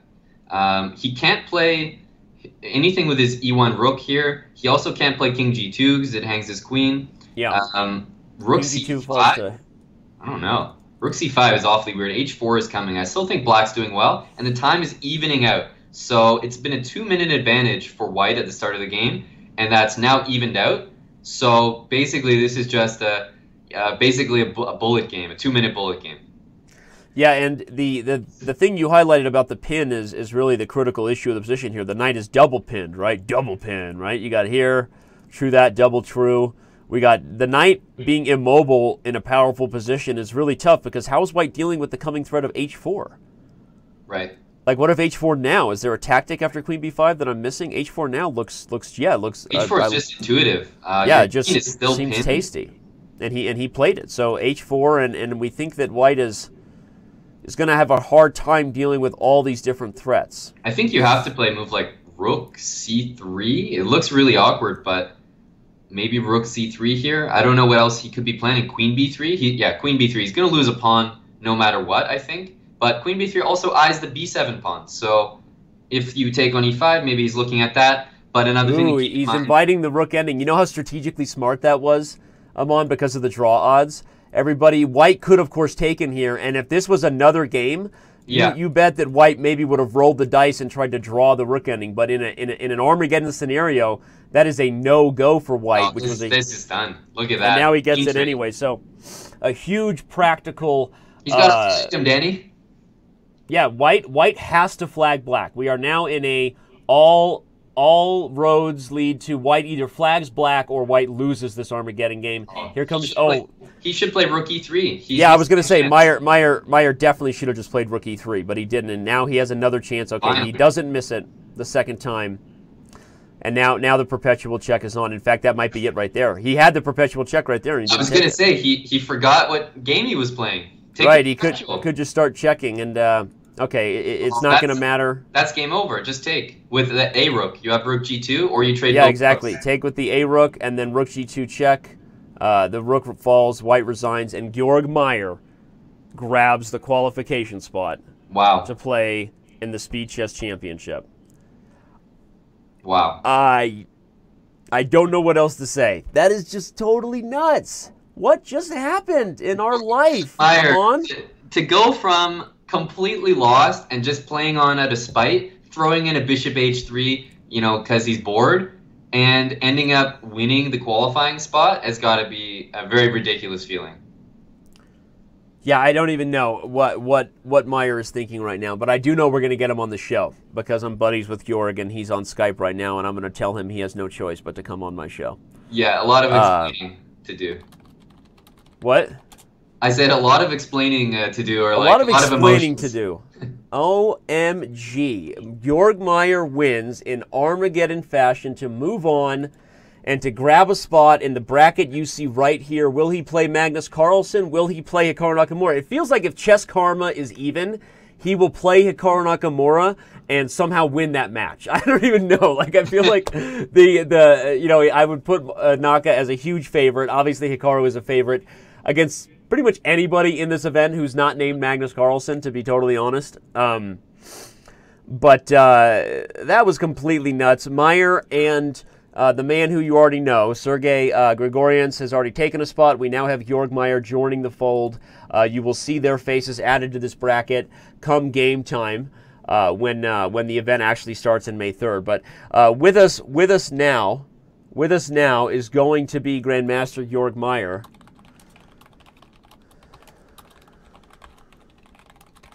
He and I are chatting real quick. Sorry about that. And Danny, I did predict that he was one of my top three to win the event. So I did have my prediction come through. You picked Meyer as and Kekam, Kekam didn't have his best game against Meyer, which was a little weird, right? Yeah, I mean, definitely. And for him to be in the position that he was in, and then even the last blunder, it really doesn't matter now. I mean, obviously, he's losing even if he takes with the rook, given the match circumstances as well. But this is certainly an uncharacteristic blunder. I have never been a part of an event that was stranger or had more going on, like, that makes me think about things that are crazy than this event. I don't even know what to say. Meyer says he doesn't even know if he wants to come on. He doesn't even, this whole thing, he's got to gather his emotions. And, of course, there's another one of these shindigs next week. Yeah, tell me about it. We have another event going down on... we have another event going down next week, April 18th.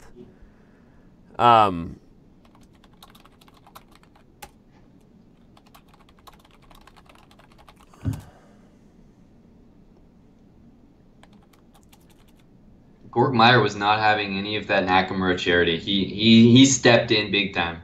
Yeah, he stepped in. Well, he got lucky, honestly. He got lucky that Andrekin blundered.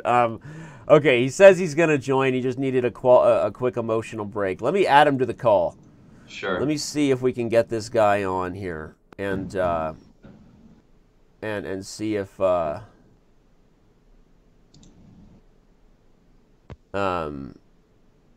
we certainly, okay, now we have him. Hold on a second. Let me get the show ready because things have been weird. They've honestly never been weirder. Yeah, I see myself, but where are the other beautiful people?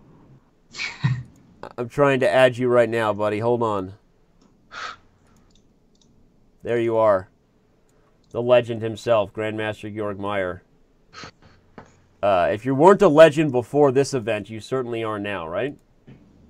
Yeah, you know, I generally don't get too lucky in chess. If I make a draw from a lost position, I already count my lucky stars and tell everyone about it. But this tournament was unreal. I did play well some games, but I'm in the round 10. I just got extremely lucky. Yeah, well, let's start right there. Describe the emotional roller coaster you must have been on. Clearly, you're playing on what is a lost position against Dmitry Andrekin, right? It's obviously frustrating.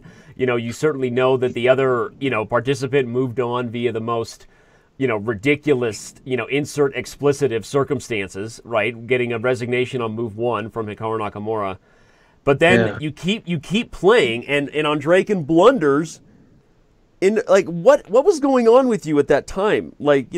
Can you reenact it for us? Yeah, I mean, I was just trying to set up, some trick, and then suddenly he let me penetrate with the queen, which was a huge surprise. And then I started to get so happy that I had bishop h3, and I'm like, oh damn, he has king h2 and queen f1, right. Queen takes d5, and I'm still dead lost. Right. And then he goes king h3. I'm like, what did I miss? Check, check. I'm looking at the board, so is it mate? I couldn't believe it. Oh my gosh. Sorry, I'm trying to pull up that game for those who may have missed it. So that means you're moving on. So let's talk about the Speed Chess Championship. Obviously, it's a coveted qualification spot. There are 4 options of guys that you would play. Who do you think you might match up best against or might have the best chance? Obviously, every one of those guys is a monster. Who would you take if you had a choice? Given the format with the bullet section at the end, okay, no one can say that he has good chances against Magnus or Hikaru, but if I get anyone else, then I think I do have a decent chance. Okay. So MVL or Sergey, you feel like if you had to choose between those two, which one would you feel like you match up better? You'd pick Sergey. Stylistically, you feel like you would have a better chance against Sergey Karyakin?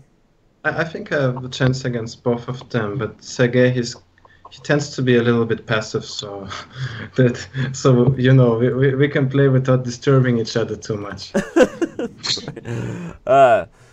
Amon, you ask a question because I'm freaking out over here. Well, I was just so amazed that after the queen came into c1, bishop h3 is such a good move that actually after king h2, I was even thinking queen f1, queen takes d5. Do you even have g4 and queen takes f2 and queen g2 are in the air? It's almost good enough for just a draw there, which is kind of miraculous. Yeah, you got the point there. g4 is an amazing resource. After king h2, you're saying g4 would have been possible. Yeah, and I think the queen f2 threat and queen g2 is, it can't be covered by white. So it was like more than an impressive save because it wasn't just kind of a bishop h3 suicide hoping for king takes, but I think it was even good enough for a draw based on g4. Yeah, that's true. That's a great point. Obviously, white has queen f5 check and can choose his way of perpetual, but yeah, it looks like the double threats of queen g2 and queen takes f2 check would force Andrekin to do that, which if all had gone right in Hikaru Nakamura's world, meaning he actually had offered a draw instead of instead of resigning as he actually did, maybe that would have been good enough to get an Armageddon anyway. So maybe chess karma has worked out that it's not the most ridiculous thing that we're here. Is anybody going to buy that if I say that? No. No one's going to buy that. Oh, man. Well, whether you believe in karma or not, you are moving on I mean, you came close last year to grab that qualification spot. So pretty cool to see you join the field, Georg. Certainly, what is going to be your goal over the next couple weeks? Now that you know you're playing, you got to get your rating as high as possible to avoid playing Hikaru or Magnus, right? Yeah, the problem is that I'm committed to the silly tournament that takes place from next week in Karlsruhe and Baden-Baden, where people like Magnus Carlsen, Levon Aronian, Vashila Graf, and some others are playing. Yeah, so let's just say you got your hands full, right? You're going to be busy. Yeah. But you will have time to play on Chess.com. Maybe you just go pull an all-nighter than last night and just break 2,900 and you're set, right? Ah, you take the Chess.com rating. Yeah, it's Chess.com. Okay, you got me sold. It's Chess.com Blitz rating that decides this. At the end of the month, yeah? At the end of the month, as of May 1st at midnight Pacific time, 12 a.m. Okay. So you know what I'm going to do. I know what you're going to do. People can look for Georg Meyer playing a lot of chess on Chess.com over the next couple weeks. Well, if you were watching the show live, which I pray for you that you were not, I was, it was crazy over here. Everybody was as shocked as you were. I mean, Amon he almost shaved his beard. It was crazy. So congratulations, regardless of the circumstances surrounding it. You are certainly a deserving qualifier. Obviously, Kekam, international master, who we had no idea who you were. We know you're a strong player now. Congratulations on your event. But I guess I can't pretend that we don't feel like this is slightly the right result given the way that he was able to reach 8.5 points. But okay, we won't harp on that anymore. Georg, do you want to say anything else? I mean, just because we have you.